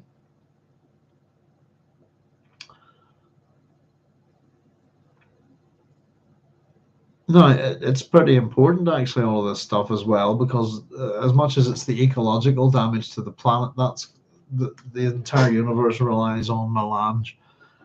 And if it's the worms that create melange, so there is going to be a problem here, and this is becoming public. This is what Alia already knows, that Ganima and Leto know. But this is where we find out. So, Gadhean, what is the talk of little makers and the scarcity of sandworms? Mother of moisture, he said, using her old Fremen title. We were warned of this in the Kitab al-Ibar. We beseech thee, let it not be forgotten, on the day Muad'Dib died, Arrakis turned by itself. We cannot abandon the desert. Ha! Alia sneered. The superstitious riffraff of the inner desert fear the ecological transformation. I hear you, Gethy, Jessica said, interrupting there. If the worms go, the spice goes. If the spice goes, what coin do we have to buy our way? And that's not just the reference to the Atreides, that's a reference to the entire Imperium. If the worms go, what will any of us have, really? And that sounds of surprise, gasps and startled whispers could be heard spreading across the great hall. The chamber echoed to the sound. So if the worms hadn't bothered them that much, the realization that the spice will go and our economy, it's basically our economy is based on it, the Empire's economy is based on this, and people aren't that stupid. And I think the realization of what this means is getting out into this great chamber hall. Again, Alia shrugged. Superstitious nonsense. Al-Fali lifted his right hand to point at Alia. I speak to the mother of moisture, not to the Kuantine. Alia's hands gripped the arms of her throne, but she remained seated. Al-Fali looked at Jessica. Once it was the land where nothing grew, now there are plants. They spread like lice upon a wound. There have been clouds and rain along the belt of Dune. Rain, my lady. O precious mother of Muad'Dib, as sleep is death's brother, so is rain on the belt of Dune. It is the death of us all. And we do only what Liat Kynes and Muad'Dib himself designed for us to do, Alia protested. What is all of this superstitious gabble? We revere the words of Liat Kynes, who told us, I wish to see this entire planet caught up in a net of green plants. So will it be. And one of the worms in the spice, Jessica asked. There'll always be some desert, Alia said. The worms will survive. She's lying, Jessica thought. Why does she lie? Help us, Mother of Moisture, al-Fali pleaded. Now, I've written up at just this point, this is where Jessica enters the Adab. Now, let's just jump back a bit. It's interesting that Alia's defense, if you like, is to take the religious, mythological, how would we put it? Well, she's going to, all of these things that kind of have put the Atreides into power and rail at them as superstitious nonsense. And one, as much as she's meant to be respectful of Fremen culture, as a Fremen, this is being very dismissive of Fremen culture, identifying those of the inner desert, really, if you like. Isn't that how she puts it? Superstitious nonsense. And again, he's not happy. I'm speaking to her, not you, you demon, basically, is what he said. This really isn't going accordingly, for her at all. And it's very interesting that we're kind of the kind of, I don't know, how would you put it, the reversal, if you like, of what you might consider healthy for a world. I think is quite funny and interesting in al-Fali's speech, and it's almost an inversion of what you would think. It was a land where nothing grew. Oh, that's terrible. But now there are plants. Oh no. They spread like lice upon a wind. There have been clouds and rain along the belt of Jude. Rain. Oh wow. Asleep is death's brother, rain on the belt of, as is rain on the belt of Jude. So it's as good as death to the world, if you like. It's the death of us all. And it's very interesting, you kind of the idea that green plants, life, rain, etc., are essential to life. And ultimately, it's the economy, it's the spice. And what would it do to the severely spice addicted Fremen? If no more, it would be probably fatal for all of their people, I think. Alia's defenses were just doing what the Akains. We're just following orders, basically. And what's this superstitious gabble? We revere the words of Liat Kind, so we hold them in reverence. I wish to see this entire planet caught up in a net of green plants. That's the quote that she gives. It has got nothing at all to do with people, in any shape or form.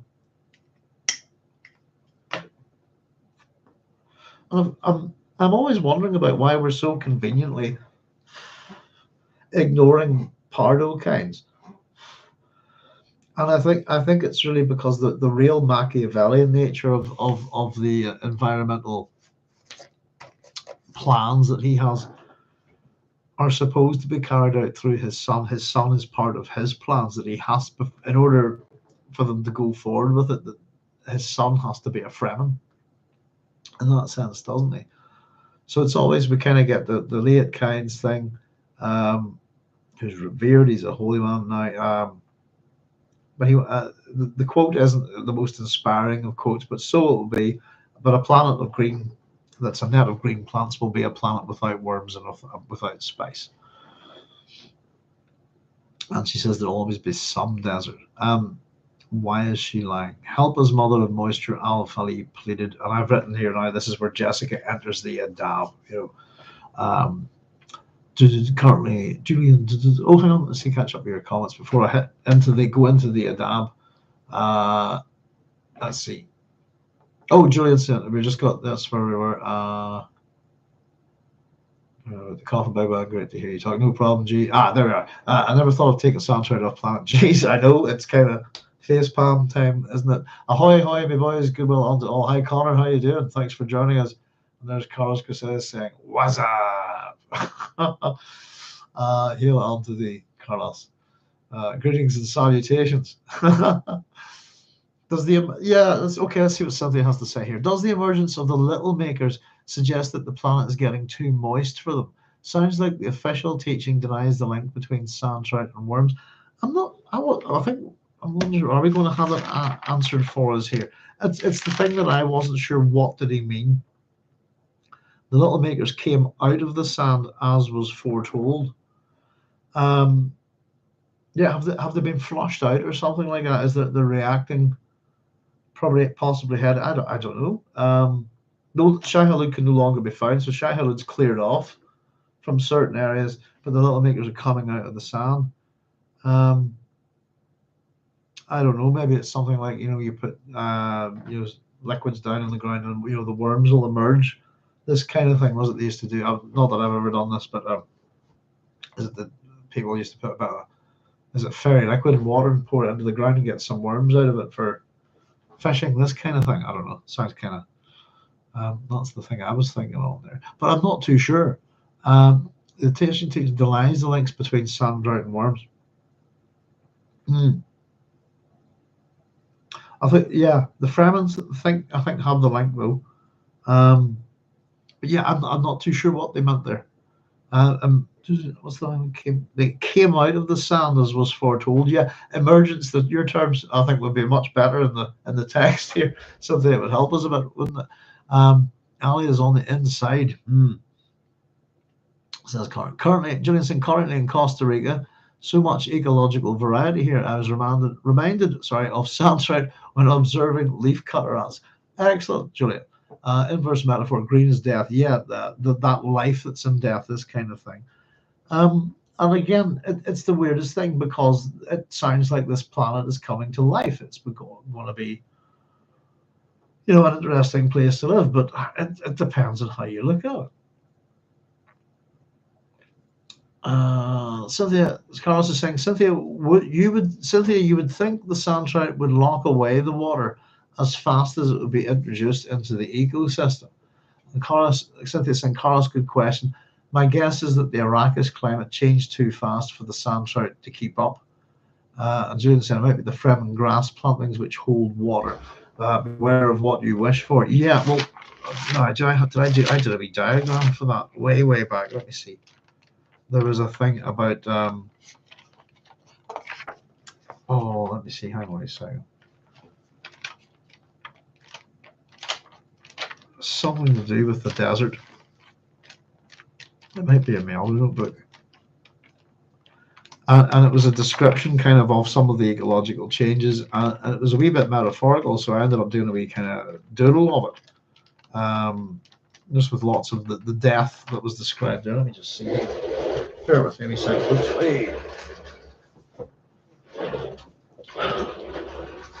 So sometimes these wee doodles are a lot easier to find if they're big doodles. Bricks, let's see. Bear with me a second. I'll just go flicking here. I just had a wee idea. I've got 6 of these notebooks here now. And it just occurred to me that the way I'm flicking through them is that I could do some sort of wee flick book thing up in the top right corner of a wee sandworm or something. Might be a bit fun. Let's see. No, that's far too far back. It wasn't that long ago. If I can't find it, we'll not worry about it.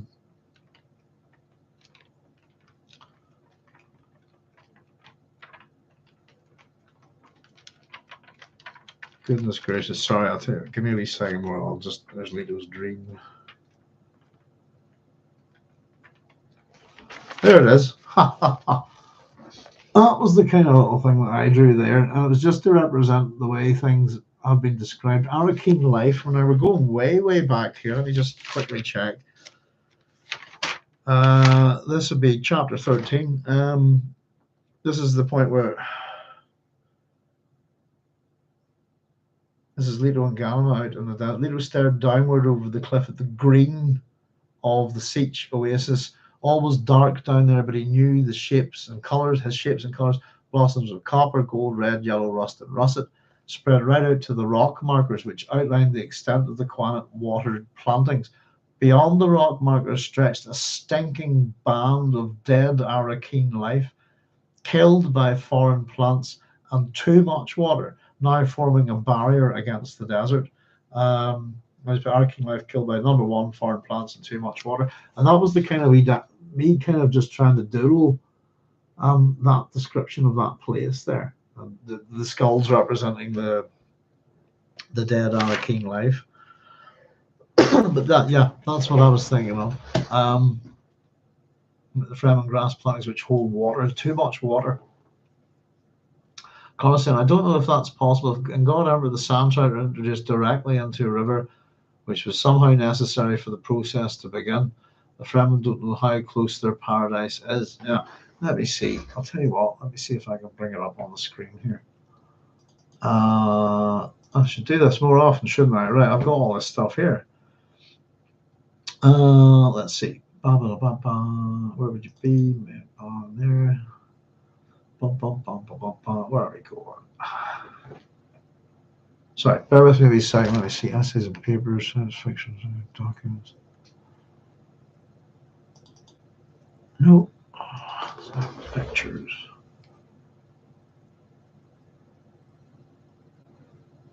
There we go. Color plates.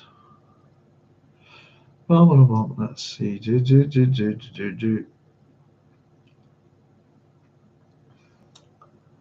Where are you? Right, there we go. So, bear with me a second, make this smaller. So, with the sand trout being introduced as a foreign vector into any planet, then the first thing that they do is absorb available water and begin to excrete a pre-spice mass. So what the kind of flowchart, the way kind of thing is, I have absorb available water. Is there still water available? Yes, then continue to absorb available water. When is there still water available becomes no, then the sand plankton enter the hibernation stage. It's a funny thing because as much as the way I would we've got sand trout, sand plankton that becomes sand trout. I must have a wee nosy at it again. Then we have stunted sandworms and sandworms and sand plankton. Is there sufficient air? So is there still surviving sand trout? No, sand plankton then enter the hibernation stage, become stunted worms, which eventually become sandworms. Sandworms consume sand plankton through feeding. The worms disperse melange and pre-spice mass, and then they excrete the pre-spice mass, which becomes a fungoid growth. Fungoid growth builds up gases, and then you get a pre-spice blow, which either kills, that leaves surviving sand trout, which go back to what either gets them killed, and it becomes, is there sufficient exposure to heat and air? And if the answer is no, then the sand plankton consume melange. And if the answer is yes, then you get melange. According to, sorry, that sounded very confusing. I haven't looked at that. Just trying to run through the decision tree on that diagram there, but it's up there on the. I'll maybe stick it back up because whenever you try to scroll down through these YouTube community channel things, it's just a perpetual scroll down. Sometimes things are. I'll maybe stick it back up so you can have a wee look at it, rather than me sitting and trying to describe a flow diagram. But it was put together out of all 6 of the Dune books, just focusing on the sandworm cycle, if you like, its life cycle. It's not 100% sensible. Even I remember putting it up actually the first time for people in the public to have a look at. I got a bit of criticism because they're going, "Oh, you're not using similar to," and I basically kept to the same terminology that Frank used, regardless of where it was in the books. So it's an interesting wee thing, you know. Let's see. But yeah, that's the sand trout thing. The Fremen don't know how close their paradise is. In heavy rainforest, roots are very shallow because the ground is so dry, says Julian. All the moisture is in the air cycle. In drier deciduous forest, the moisture is in the ground. Arrakis is similar. So they said perhaps the god emperor's sand trout were different after being part of Leto's body for such a long time. Sand trout 2.0, as it were, laughing out loud. Well, they are different, simply, aren't they? Because they're part of him, and they each contain, if I remember, is a pearl of his awareness. There's whatever that's supposed to mean. But yeah, I think those worms are different. Julian said that's quite an idea. It makes sense that the worm would evolve during that time. Human and worm become symbiotic. I think we exchange memory and instincts. Shaitan is Sandworm 2.0. Yeah, got that exchange. Yeah, Julian. Yeah. Hmm. There we go. Anyway, sorry, let me just catch back. I've jumped. I figure out where we were. Oh, yes, there we go. Oh, not yet. Sorry, bear with me. So, yeah, it's a very interesting kind of, as Julian says, an inversion of what you would kind of expect. The opposite of this, there's no rain, there are no plants, would lead to an ecological disaster. We've got basically a hell planet. Nothing but desert, lots of plants and water and rain, and it spells death for us. And yeah, as careful what you wish for, as Connor points out, it's a very good thing. Be careful what you wish for. You might just get it. Isn't it interesting that if you do consider that what they're trying to build here isn't, for want of a better term, an Eden-like paradise, if you want. That doesn't have to be a paradise, but an Eden world, a world that they can live on without great difficulty. It has this religious aspect to it. It is almost like trying to create a Garden of Eden for them. They're going to be barred from entry, aren't they? They won't be able to survive unless. The only other thing I thought about actually in terms of this was that the Fremen will die if they run out of melange because they're addicted. It's in everything for them. It's in their food, their drink, and their air. But you might have to assume that they might, if you got the loss of melange within the atmosphere, for example, it was slowly weeded out of their food. You might get a next generation or another generation through breeding that maybe it wasn't a problem for.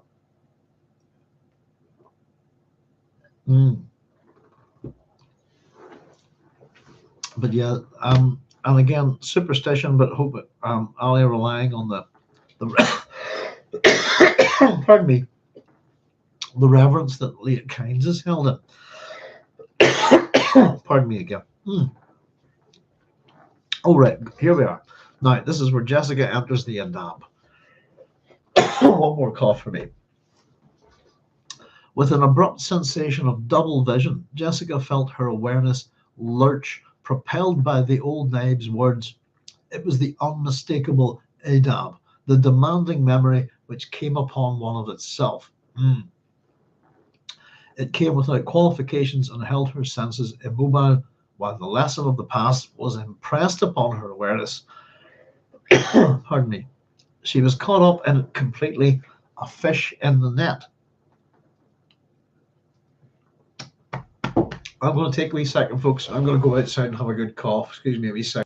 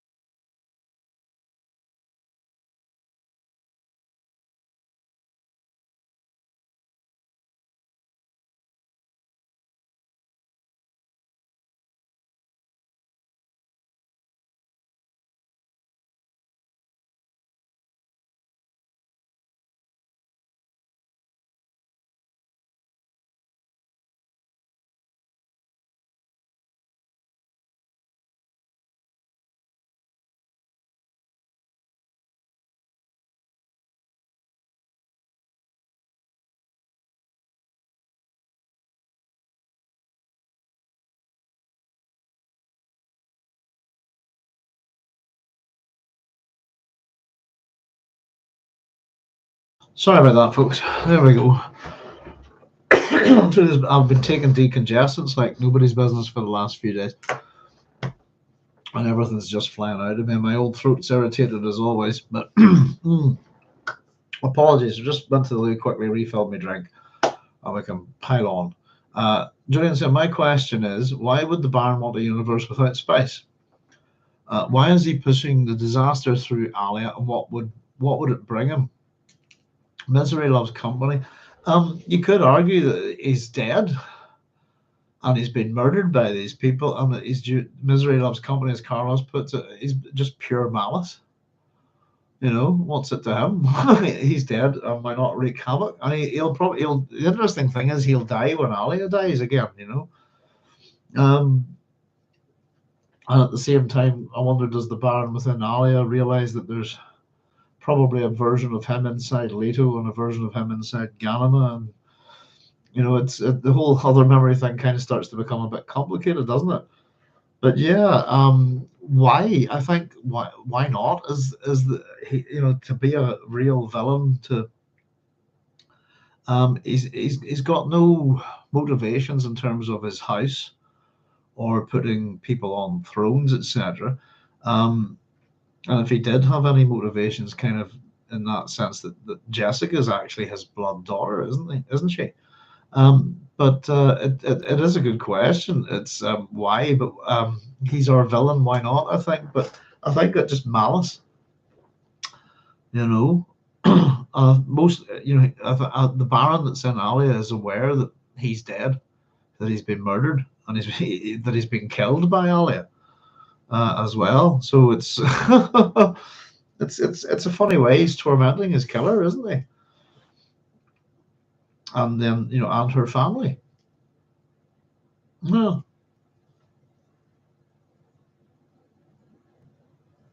Where were we? Sorry.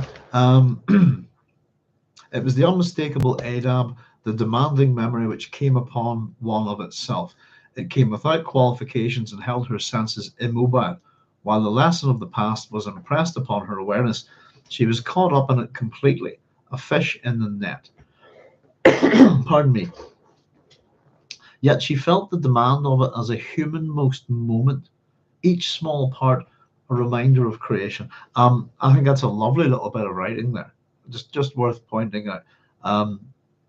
It's just a well put together sentence. She felt the demand of it as a human-most moment, each small part a reminder of creation. Every element of the lesson memory was real but insubstantial in its constant change, and she knew this was the closest she might ever come to experiencing the prescient diet grasp which had inflicted itself upon her son.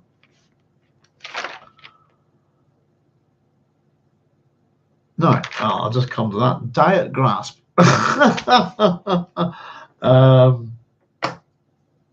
Yeah, right, this is interesting. Let's see. Pardon me. Every element of the lesson memory was real but insubstantial in its constant change, and she knew this was the closest she might ever come to experiencing the prescient diet grasp which had inflicted itself upon her son. Is this another almost prescient moment? Alia lied because she was possessed by one who would destroy the Atreides. She was in herself the first destruction. Then al-Fali spoke the truth. The sandworms are doomed unless the course of the ecological transformation is modified. So, diet grasp, I think, is just, there is no such word. I think it's Frank playing with words and creating a little portmanteau word. Diet in Greek is a way of life. That's what the word diet means, essentially. It's diet, sorry, dieta, isn't it? That's it, yeah. So diet grasp the prescient grasp at the way of life which had inflicted itself upon her son, is kind of what I would take from that. It's a bizarre, but there you go. In the presence of revelation, Jessica saw the people of the audience reduced to slow motion, the roles identified for her. She could pick the ones charged with saying that she did not leave here alive. and the path through them lay there in her awareness as though outlined in bright light. Confusion among them, one of them fainted to stumble into another, whole groups tangled. She saw also that she might leave this great hall only to fall into other hands. Alia did not care if she created a martyr. No, the thing which possessed her did not care. So that's again, is there Alia did not care if she created a martyr? No, the thing which possessed her did not care.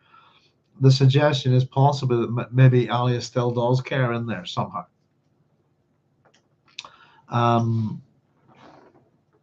So is this this is a moment of crisis for Jessica. The ADAB is this demanding memory is doing something that she's almost we're told it's something close to what Paul would have experienced. She's seeing a path through these people, a future path, if you like, how to get out of here alive. It's pointing out, almost, putting light around these people as that one's here to kill me, that one's here to kill me. This is the way through. And it seems very interesting. And so there's also, it seems, a future here. She saw also a vision that she might leave this great hall only to fall into other hands. That there's possibly another naughty party here, up to no good, ready to grab her if this doesn't go her way, or this does go her way and she gets out. But there are other forces at work here. Now, in this frozen time, Jessica chose a way to save the old Naib and send him as a messenger. The way through the audience remained indelibly clear. How simple it was. They were buffoons with barricaded eyes, their shoulders held in positions of immovable defense. Pardon me. Each position upon the great floor could be seen as an atrophic collision from which dead flesh might slide away to reveal skeletons. Again, I think he's having a nice little bit of fun with language here. That's a lovely little isn't it? How we put it, could be seen as an atrophic collision from which dead flesh might slide away to reveal skeletons. Yeah, it's a nice wee bit of writing, isn't it? Their bodies, their clothes, and their faces described individual hells. The insucked breast of concealed terrors, the glittering hook of a jewel became substitute armor. The mouths were judgments full of frightened absolutes, cathedral prisms of eyebrows showing lofty and religious sentiments which their loins denied. It's a great wee piece of writing. All of that there, I think, is very well put together. Jessica sensed dissolution in the shaping forces loosed upon Arrakis. Al-Fali's voice had been like a distrans in her soul, awakening a beast from the deepest part of her. So at this point, she leaves the Adab.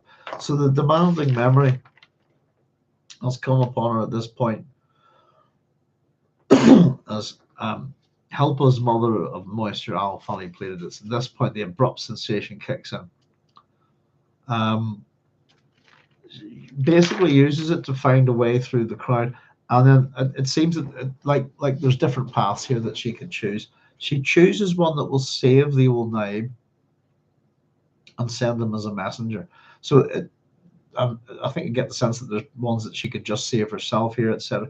But she's picked one where it'll include him as well. So she leaves the Adab here. In an eye blink, Jessica moved from the Adab into the universe of movement, but it was a different universe from the one which had commanded her attention only a second ago. Alia was starting to speak, but Jessica said, "Silence." Then.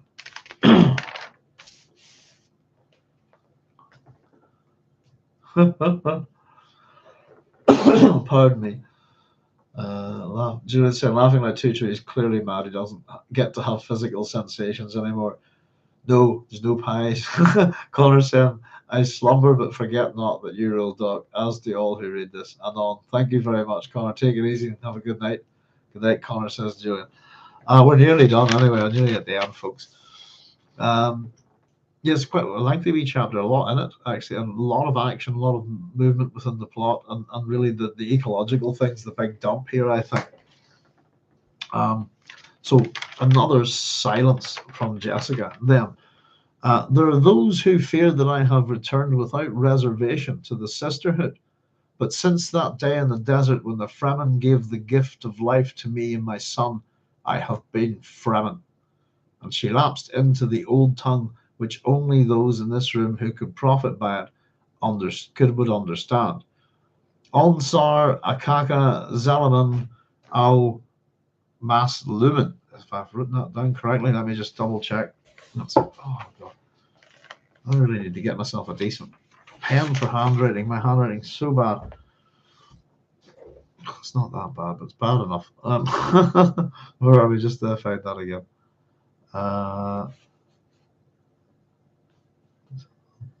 Maslumen.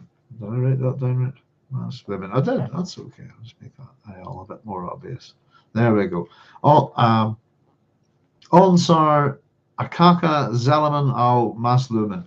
I've missed that in terms of etymology. I'm going to have to have a look it up. But it's translated for us here. Support your brother in his time of need, whether he be just or unjust.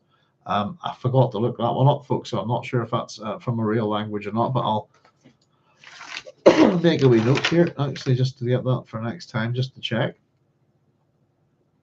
If it is the case, it probably does mean exactly what it says. I was absolutely mortified. This is one for Julian here. I was chatting to Julian about a poem when we were having a natter. It was a poem by Horace. I was kind of looking. I went to get my copy, Julian, to look it up for you, just to sort of check him on the poem. I ended up reading it again. I haven't read it since the last time I read it was in the year 2000, I think. Oddly enough, I think it was 2000 because I was in Rome when I read it.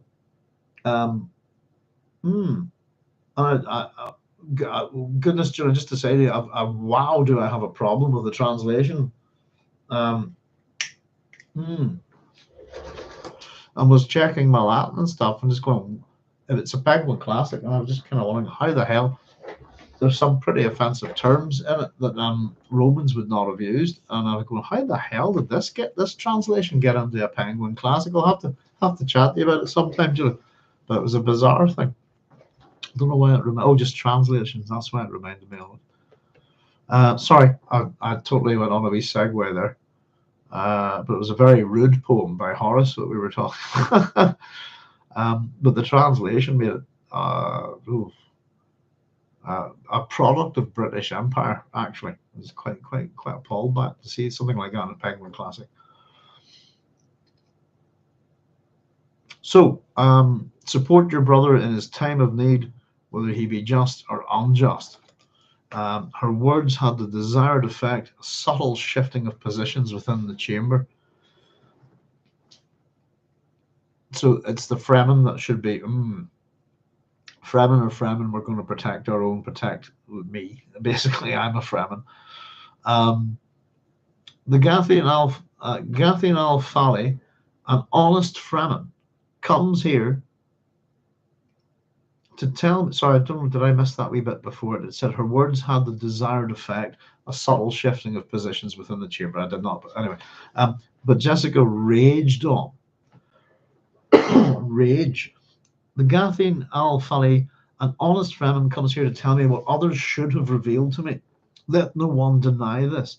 The ecological transformation has become a tempest out of control. Wordless confirmations could be seen throughout the room. And my daughter delights in this, Jessica said. Mektub al-Mala, you carve wounds upon my flesh and write there in salt. Why did the Atreides find a home here? Because the Muad'Dib was not, hang on, that's my handwriting again. Apologies. Muad'Dib, isn't that correct? Let me see. Molata, sorry. No, Mohalata. Mohalata. That's I made it right now. So that Mohalata. Bear with me, folks. I'm just going to rewrite that. Actually. I have done already. Right, there we go. I've fixed my mistake further down the page. Apologies. Because the Mohalata was natural to us, to the Atreides government, was always a protective partnership. Mohalata, as the Fremen have always known it. Now look at her. And that's another one I missed, actually. That's naughty of me. It's just been a bit of a week here, folks. We got Emerson very quickly. Let's have a wee quick nosy. I mean, something in Hindi if you want to know exactly history. Oh, for goodness sake.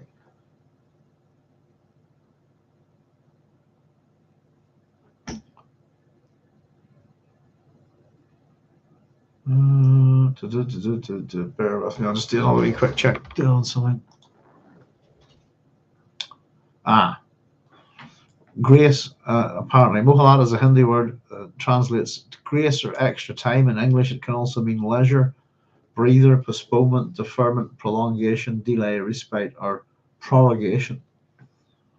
For example, a business might be given a year's grace, meaning they have an extra year to begin making payments. That's what Mohalata is, a union in the Bene Gesserit. Individuals possessed by a blind person. What's that from the Dune Wiki? Mohalata was natural to us.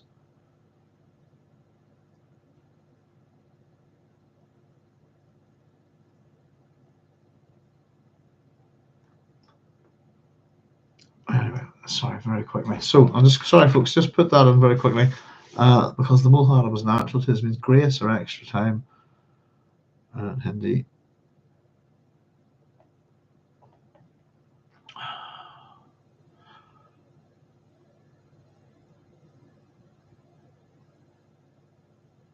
Positive. The Atreides government was always a protective partnership. Mohalata, as the Fremen have always known it. Mohalata was natural to us. Yeah, I must have a wee look into that. That's I don't know if anybody's got any wee ideas on that word. Yeah, I've got a wee list of words to look up here for the back for next week, folks. Mohalata, I'll double check as well.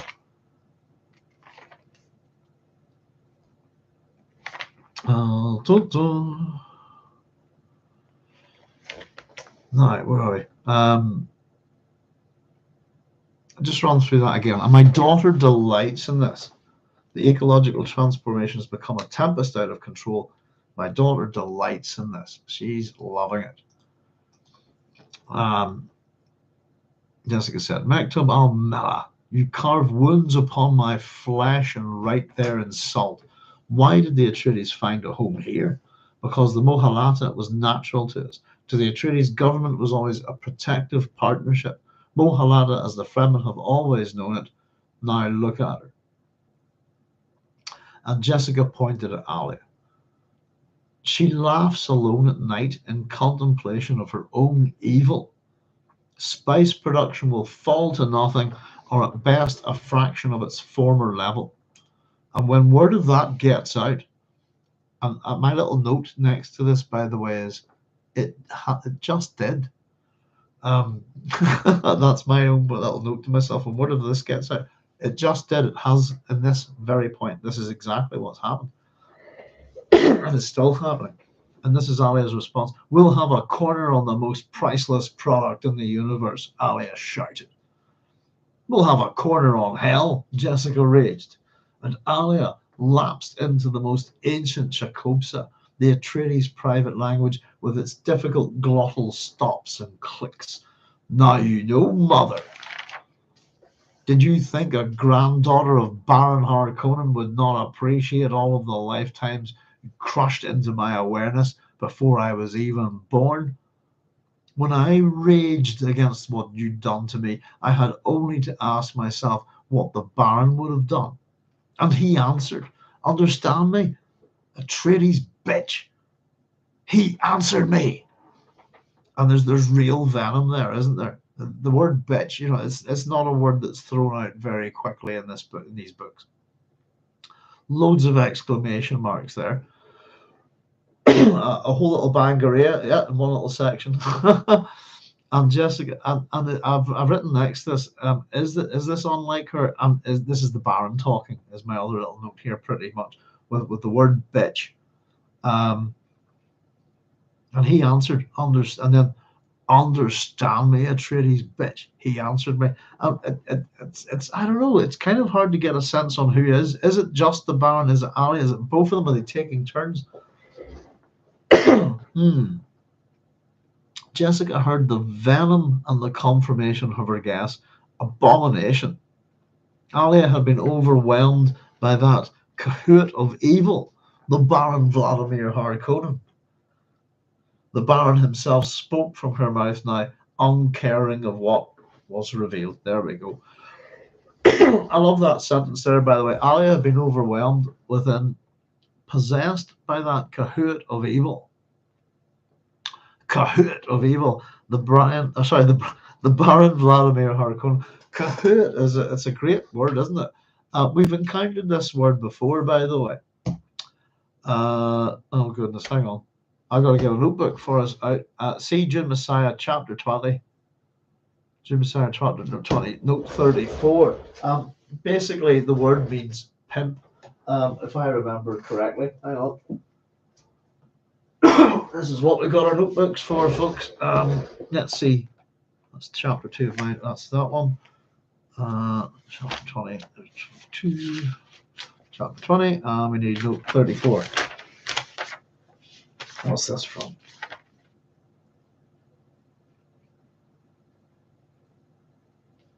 These are the traitors, the Bijaz, the traitorous naibs. If we go all the way back to Jim, this is chapter 20 in Dune Messiah. Bijaz says, you're the instrument I was taught to play. Bijaz says, I am playing you. Let me tell you the names of the other traitors amongst the naibs. They are Bekoris and Cahoot. There's Jedida, who was secretary to Korba. There is Abu Mohandis. That's where I'm remembering Mohandis from. We've got two names in this chapter that are from. It's from that. It's because that's where Mohandis I have here is Arabic for engineer. Anyway, very quickly, all of those names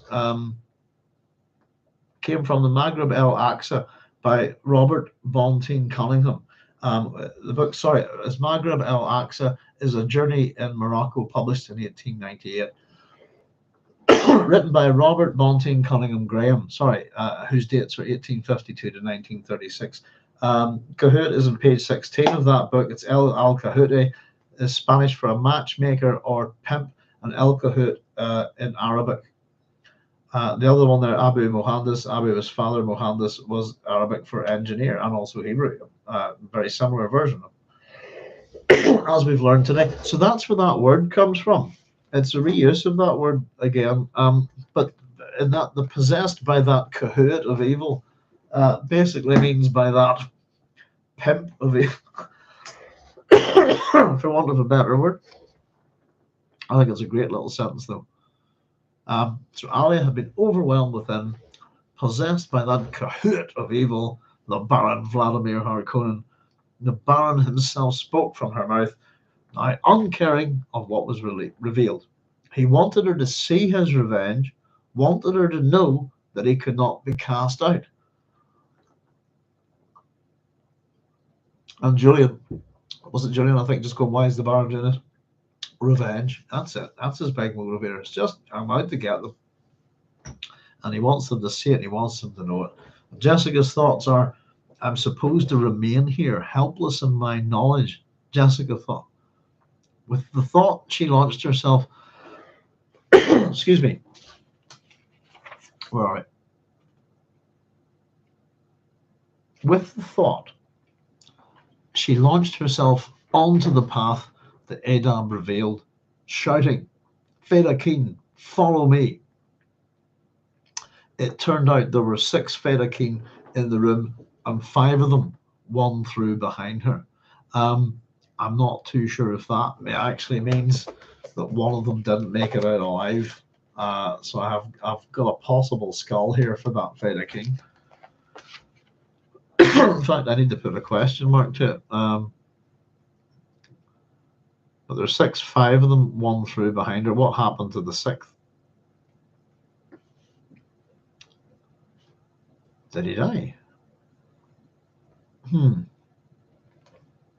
Most likely, I would think. I don't know what you think about that one. And wow, there we go. We got to the end of the chapter. Whoa, goodness, that was a bit of a a lot of dialogue, a lot of action, also all sorts of things coming to a head.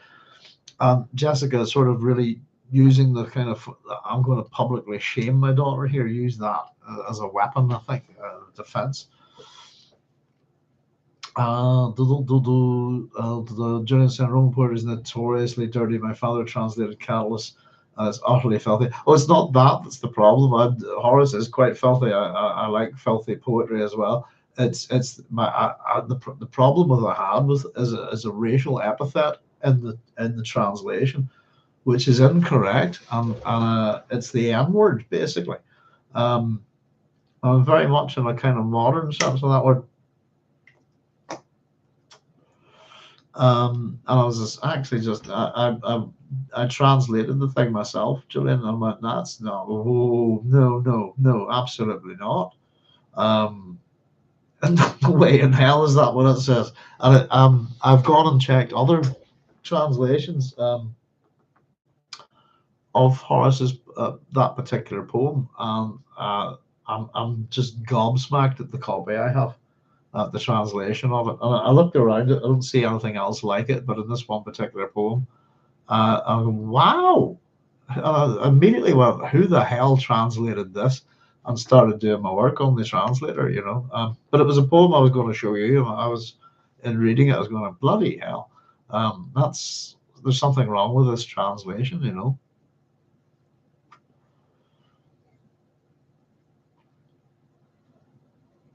Julian said, I never believed this stuff about Atreides' government and how benevolent and people focused is. You shouldn't. What propaganda? It's always yes, that's it. And always the one thing we're told way back is that way back, and it's just a thing worth remembering all the way through, is that nobody does propaganda better than the Atreides in this universe. They're the masters of it. What later people call it the Gadhean model, Bene Gesserit bred performative loyalty. No, is that Gadhean or design model? Gadhean model. Bene Gesserit performative loyalty. Yeah, it becomes quite an interesting. I'm looking forward to just having a chat with you, Julian, about the later books. They're so not fresh in my head. I'm looking forward. I'm actually considering that once we get Children of Dune done, I might try and quickly read the next 3 books before I would start on to the God Emperor of Dune book club, just to tear through them to refresh my memory, not to do any work on them. I'll still do what we're doing here, chapter by chapter. Pardon me. But yeah, what a great chapter. Action, intrigue, action, more intrigue, and a bit more action here as we're kind of, and it's left there for us not to see it, but kind of wonder what happens. And we're kind of moving forward. Then, as I said, we've hit the part of the book, next chapter 24, with Leto and Gallimard. We're moving forward with the culmination of these plots and how they're going to play out and the consequences of them, and then how they're going to move out from there. But yeah, we're seeing Alia and the Baron being totally overt here. It's an open sort of verbal battle between mother and daughter here, and the word bitch there coming through like that. It really punctuates, doesn't it, in the language of this book. It's not a word you'll hear very often. When women are insulted in these books, they're often called witches, not bitches. This kind of thing. And so to me it's a word that stands out a lot, and that's the Baron. And I think it's really, we certainly have not heard Alia talk like that before. And I think it's meant to represent it's not a slip at all. It's not accidentally popping out with it's deliberately showing his teeth, and the grin on the face there is I'm in your daughter's body, ha ha ha. It's what can you do about it? That's part of it, and letting it's so you see the Baron's character here could probably remain hidden, as Julian points out, man that he doesn't get the physical sensations anymore. He's looking for some body time, isn't he? But it's an open attack here, and I think he just doesn't want to sit and take it. He just wants to spit a bit back. There's some great language in this chapter as well. And the thing is, everything's out, really, isn't it? As much as what's going on with Alia and Jessica here, it's the planet is the big, the spice is going. The worms are fleeing to only one part of the desert. The sand trout are emerging, we think, possibly out of the sand. There's rain on the belt of Dune. And again, within our time period, as Julie was saying, it's probably the speed of it, isn't it? I think, because it's such a short time period for such massive ecological change, and it's not gone the way you want it. It's kind of, as I said, the only people that probably wouldn't be able to live there, oddly enough, would be the Fremen. And it is very interesting. We're doing well, folks. And as I said, sorry for being off there for a week or so. My book, we're just hitting page 175. So we're pushing towards the halfway mark. We're not far off the halfway, but we do have a whole lot of chapters ahead. And I think not too far off, we're just going to start doubling up a couple of chapters. I think the next two are going to be chapters on their own, but we've got a cluster of little short chapters. I think chapter 26 and 27 are pretty short, for example. Let me just see. 1, 2, 3, 4, possibly. Yeah, the two chapters probably amount to a single chapter. So I've made a wee note of at the beginning which ones, just based that they're short, which ones we're going to double up basically and do them in one episode. We've done a couple of them already. There's a bit of a gap. It's only one to do with their length, but that chapter there was a fair wee bit of length. Next one's not too bad. Yeah, possibly. I might even actually have a wee look. But there we go. Just coming up to a quarter to one. So thank you very much, everyone, as always, for joining me. We're working at amongst my throat, amongst other things. We're working out a few things for the station. Going to take a wee while to get them put together, but we've figured a few things out with our equipment, and we're hoping to get a few wee things done soon. I'm not going to sort of say what they are or when we're putting them up. I'm just going to, because the nature of life and the universe and everything is it keeps mucking around with me. But once they're done, we'll just throw them up, I think, and let you know. One other wee just to say, I suppose, this week, just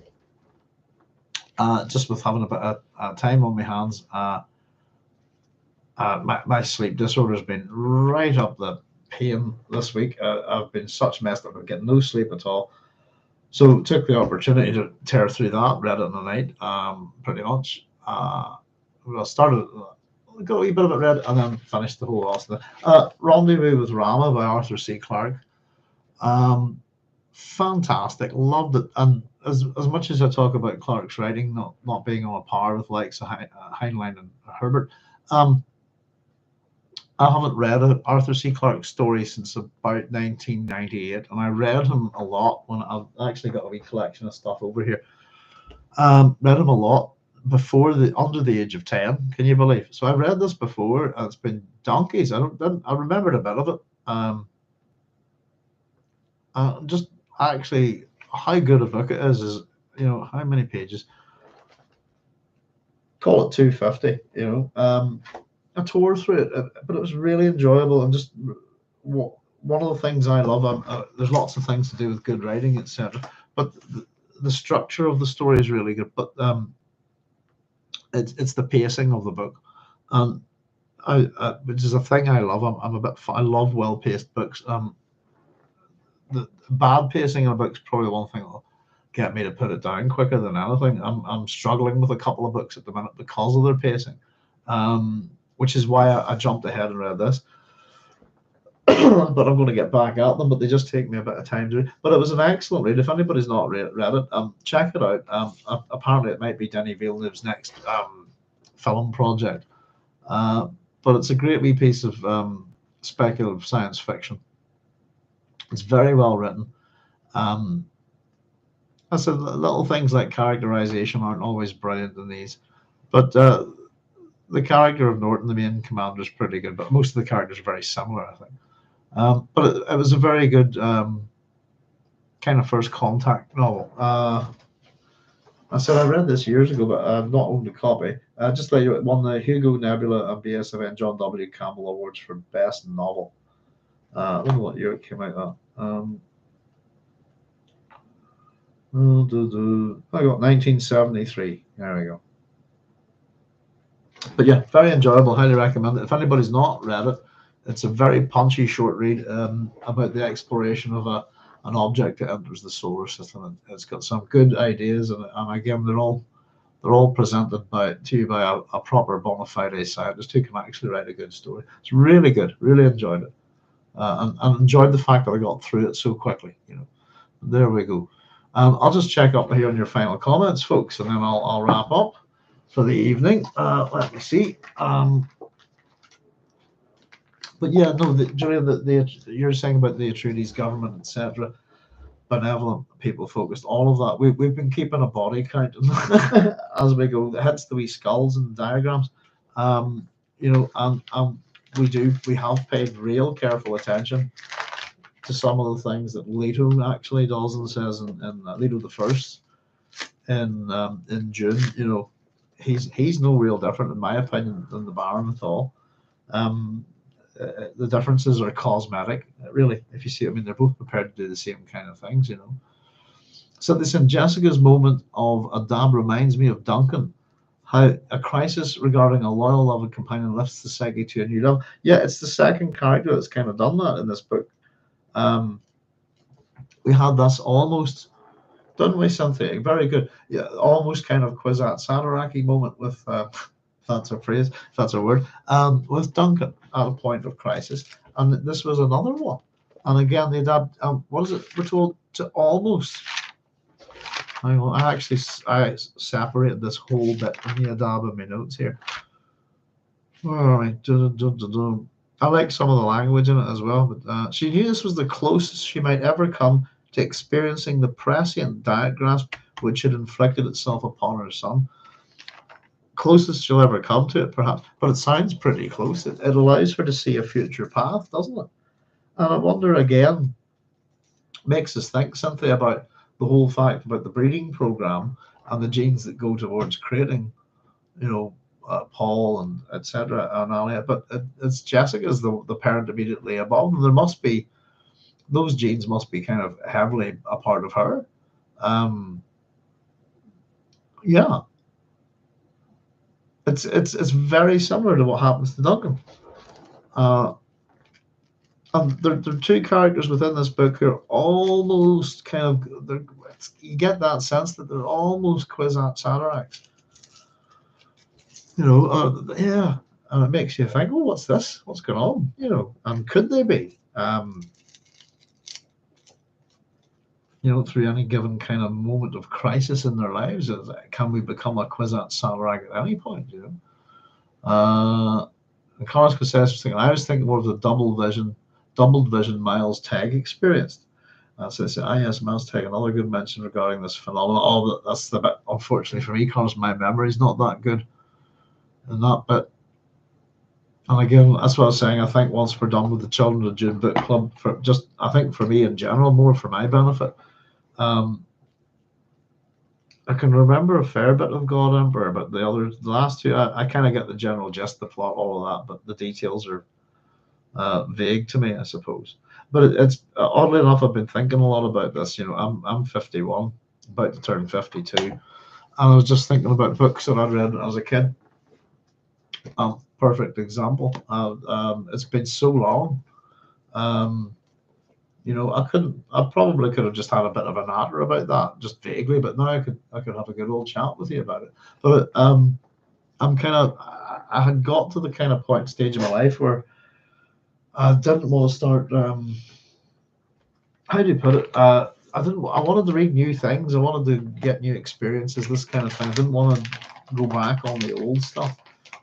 And I'm beginning to think that it was a bad attitude to have, if you see what I mean. And that it's good to revisit books, even though the writing in some of them has got very small. But I was actually just having read Rendezvous with Rama. I just picked up, went over to the shelf there.